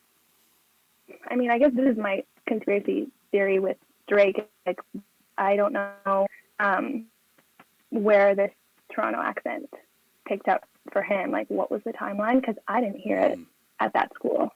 Oh, interesting. I mean, I don't know how it is now, but it wasn't very like, it was not as multicultural. Okay. So, yeah, I would say. And is this? I didn't really. I didn't hear it until I moved more like to the West End. Okay, and is this in the 6? I don't know what the 6 is. I learned about Mississauga was a couple weeks ago, but I don't know what the 6 is. This part of the 6? Like, is Etobicoke or Etobicoke part Like, of what the is? six? I guess that's like my other question is like, what is the 6? Like, do people go around Toronto? Is it kind of like the Big Apple? Because people in New York hate the Big Apple. Is the 6 like a Right. cool, like when you're like at Subway or Starbucks or something, and you're like, we'll get into your favorite intersections. We know your favorite intersections in Toronto, but like when you're ordering, is it just like, man, it's just so cool to be in the 6? Like, do you ever talk about that with the barista? Do you ever drop stuff about the 6? No, Okay. not anymore. I think there was a time. Not anymore. Okay. So is it a younger Yeah, I thing? think You there grew was out a of it? time. I think so, or even just like that like point in time. I think it was probably again like everything fucking goes back to Drake, but there was definitely a time where he was using that more, and it was like popping up in his music more, and so people would say it, and it wasn't cringe. But now it seems like something that's a little bit cringe. Like people. Well, I had a friend who, like, their family from out of Ontario would come visit, and they would call Toronto, like, the 6. Okay. And be like, it's so sick, I'm in the 6 right now. But Little wordplay there. 6, to 6. that was a bit cringe, yeah. Yeah, I like that. So with the Toronto man's accent, is this typically a younger thing? Like, are there people in their 50s, for example, or is it like, is this something that you grow out of, or something that you grow into more? I don't know. I feel like I'm probably a bad spokesperson for it. Didn't you say you used to speak that way when you were like 13, and then you grew out of it? I don't think so. I don't think so. If anything, it was the opposite, where like when I moved to Etobicoke for middle school, but mostly high school, like that's when I started hearing those kind of specific like words or phrases that I hadn't heard before that I guess people associate mostly with. Maybe I got it mixed up. Maybe you picked it up when you went to Etobicoke, but didn't do it when you were in Forest Hill. Maybe that's it. Maybe. And if anything, it was always forced. I don't think it was ever anything natural. And are you noticing, like, where would you kind of say is like a good place in Toronto to move if you're like, you're new to the city, you kind of want to be, a little bit in the action, but maybe not like right downtown. What are some like kind of cool, like we've got your favorite intersections.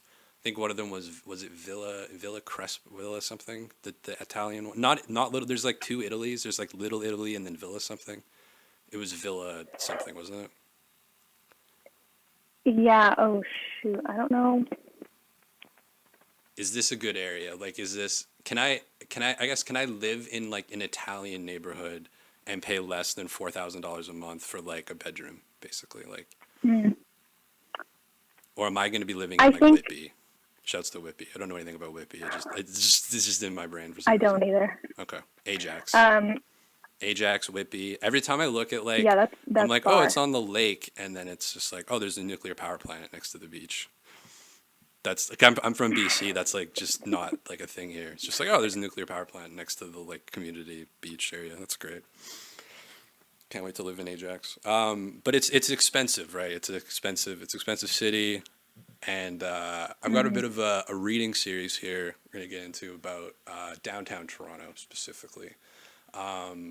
But Okay. is what's going on in Corktown with the so a little backstory here. So I we're both huge into Google Street View, and you actually had like a game that you played like on Street View that I didn't know about that I kind of want to learn more about. But I basically lived in the Google Mm. Street View throughout the pandemic, just like going through old places I had traveled to and just like reliving the dumbest shit. Just like, oh, I'm gonna go from my Airbnb to the grocery store in Medellin, Colombia. Just like, oh, back and forth again, back and forth again. So I'm like, let's go check out Corktown. Never been to Ireland. I don't drink. I have no like. There's no reason for me. But I don't know. I went on this like old street. There was these old brick buildings, and I'm like, and the street was really narrow, and it just looked really cool. Like it looked like something that I hadn't really seen that much before. And then I go around this corner, and I sent you the screenshot of this. Just I'll edit this in. Just this like, in my opinion, disgusting, just awful. Like you see it in Vancouver everywhere. I don't know how to describe it, but it's like these weird like bubble things that are like sticking out and just looks like you couldn't find a building that's more different than like the classic brick, and they're just kind of like throwing it in this neighborhood. Is this happening everywhere in Toronto? It's happening in Vancouver a lot. It feels like that. Yeah. My parents are both architects, so I feel like I Oh, okay. tune out whenever they talk about this. Your Polish father Because who likes tall players. yes. Yes, we'll get into that as Um. well. Yeah. He likes tall players and tall buildings. Okay. Um. But yeah, there. It does seem like, especially a lot of these new neighborhoods that are getting more and more people. Um, Liberty Village. I don't know where else, but it does feel a lot like just a random building thrown in without considering Hmm. what's around. But I don't know. We've never had like Toronto's just not known for architecture. I wouldn't say in general. So this is a perfect segue. So I've got this article here. This is the Toronto Star. This is all about Toronto, the culture of Toronto, where Toronto's at right now in 2020. This is March 5th, Mm-hmm. 2023. This is, I think, my favorite Okay. article I've read this year so far, and it's by Heather Malik. Don't know Heather Malik, but after reading this, I just want to read like everything that she's ever written. This is Okay. this is a fascinating take on the city of Toronto and kind of where we're at. So this is about the Nordstrom closing. So I don't know if you're aware of this. Nordstrom is going under. Do you know Yeah. Nordstrom, the department store? It's like Yeah. um, They didn't make it. they didn't make it. They're getting closed in Vancouver too. So it's like I think we'll get into it. But Damn. this is fascinating. So so the title of this is Downtown Toronto is already stumbling. How many more blows like this can it take? So we've got kind of the theme of this is, can Toronto survive without a Nordstrom? Like, is there enough culture in Toronto outside of the Nordstrom for there to be life like for there to be life to exist Mm-hmm. here? Basically, this is kind of the point of this article. It's fascinating, Yeah. and so here we go. Nordstrom's departure from the Eaton Center is a heavy blow to downtown Toronto, already suffering bruised knees and missing teeth year after year. So good, picture. You want to paint a picture when you're writing. It's important. So I cannot say how much the closing of the American chain's 13 stores, 6 in the Toronto area, badly placed to begin with in smaller cities around Canada, will do local damage beyond jobs lost. Nordstrom's highly trained staff are well placed. And if you were lost in the middle of that sentence, so was I. I had to read that sentence about 4 times because there are 46 words in it. Toronto Star, I'm available for work if you're looking for writers or editors. Anyway, so next. So this starts with but malls need anchor stores. So we're starting a sentence with but, so that's great. So, but malls need anchor stores as well as many dozens of smaller shops to attract a variety of customers. And this is the second big failure in that spot since Eaton went under. Nobody misses Sears. Shouts out to Alex Wong. With good reason. But Nordstrom was a wonderful upmarket department store with a unique stock, exquisite customer service, a restaurant, and a bistro where one glass of wine would send you off buying things you didn't need but suddenly wanted, which is what malls live to do. So this article is like why I feel alone and isolated in the world. Like I can't, this is so far beyond what is like available for me to access in my brain that it's like fascinating for me. Like I've just never looked at a mall as like a barometer of like culture or like livability. It's just like a mall is where I go to like buy, like I go there like once every 2 years to like buy something that I can't order online.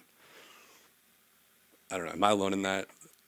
I don't malls, know. like are malls really like, are we headed towards a future of malls? Like are malls really the thing? I don't know. Anyway, so the Eaton Centre flourished in downtown Toronto for several reasons. Great subway transit bracketed it between, excellent writing.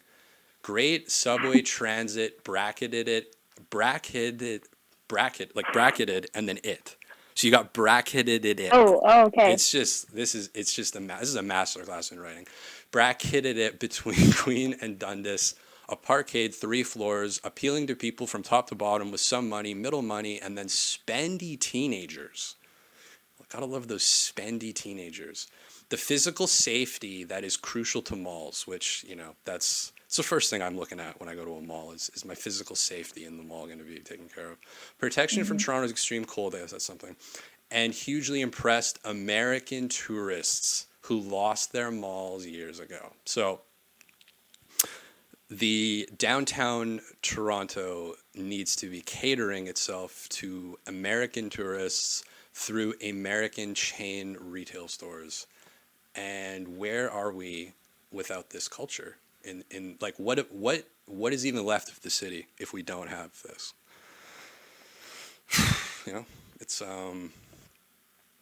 It's tough. I feel like what's this person's name again?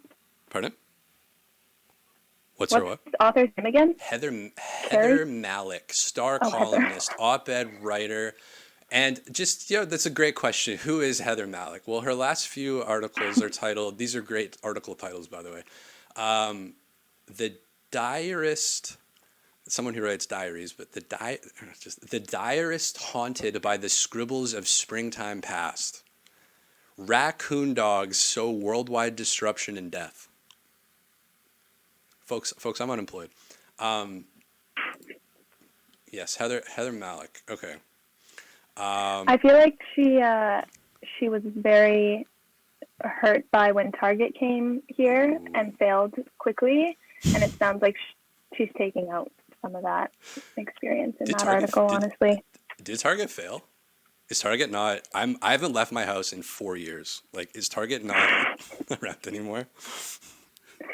It's around in the U.S. I forget how long ago they came here, but now there's one semi-close to me. There was at Cloverdale Mall. That's now what was a vaccine site. Yeah. I don't know what it is anymore, but anyway, yeah, it was there for like, I want to say less than a year. Okay. Very sad. So continuing here, we've got The Bay store at the northeast corner closed last year. Construction of what may be a difficult sell condo tower with an Apple store at the southwest corner is limping along. Zara, the great draw, is gone. One of my favorite sentences of this whole piece is Zara, the great draw, is gone. Bloor from Yonge to Avenue is a ghost town. Yonge and Bloor is a failure. Times are bad. Blah blah blah blah blah. Okay. Where was the? It just. Okay, at the end here, I love this. What does Toronto need most? A museum of the city, a petting zoo. Now, now we're cooking here. A petting zoo. That's for the the American tourists. They want to come up to Canada. You have disappeared. There you go. American tourists, they come to Canada. They want to pet our animals. They want to see a goat. A whip smart detective agency. Oh, we're losing you. You've traveled. The article was so bad that the guest left the podcast. That's a first. You tapped out there for a sec. I was gonna say, the article was so bad that the guest left the podcast. Yeah, it felt that way. Just Yeah. denied. Should be okay now though. Yeah. So what would you put? I know I'm kind of putting you on the spot here, but like what would you put in? Do you like the petting zoo? Because she ends it with a little bit of humility. I do like this. She says, "Send me your ideas. Better than mine, I'm sure." So. Those okay. Oh, those are genuine ideas. These are genuine ideas. A museum, a petting zoo, a whip smart detective agency for bike thefts. I don't know what that is. I've always wanted to visit a sanitarium. I don't think she knows what a sanitarium is. I think she maybe thinks planetarium, because I don't think you can just go into a sanitarium and visit. Like that's a mental health institution. If only doctors could prescribe a lovely downtown rest cure for stressed urbanites. Oh, it's a distant dream. Send me your ideas. Better than mine, I'm sure. Okay, so. What do you think? What do you think? You like the petting zoo idea? Do you like the mental institution that you can go in and visit? You can just go in. You can just go to like random people with schizophrenia and like 3 other mental health conditions, and you can just go in and visit. You can just walk around like a petting zoo. It's the same. It's the same idea as a petting zoo, except with with mental health patients. So I like Heather Malik here. It's good. I'm gonna read. She's written a couple books. She wrote an article called "Who Will Survive the AI Writing Revolution." Do you know about this? Do you know about ChatGPT and all this stuff? It's pretty crazy. I do. It wrote a cover letter for me. Okay. So you know what? That was my first experience with it, and it needed some work, but yeah. I was asking it if it thought it was cool that my friend's boss named his Porsche Bruce. Oh God. What Brucey, actually, Brucey. Not Brucey. It said it gave me like a very politically correct answer, but then it also was kind of like it could be seen as like not that cool. but it was also like we don't really know the context of the situation. But yeah. Shouts to ChatGPT. Okay. I think the police are coming from. I think the police are here. I am being arrested. I am being arrested in the Philippines. So we got to go. All right. Thanks again. Thanks again for coming on. Thank you. Yeah. I got to run. Literally. Bye.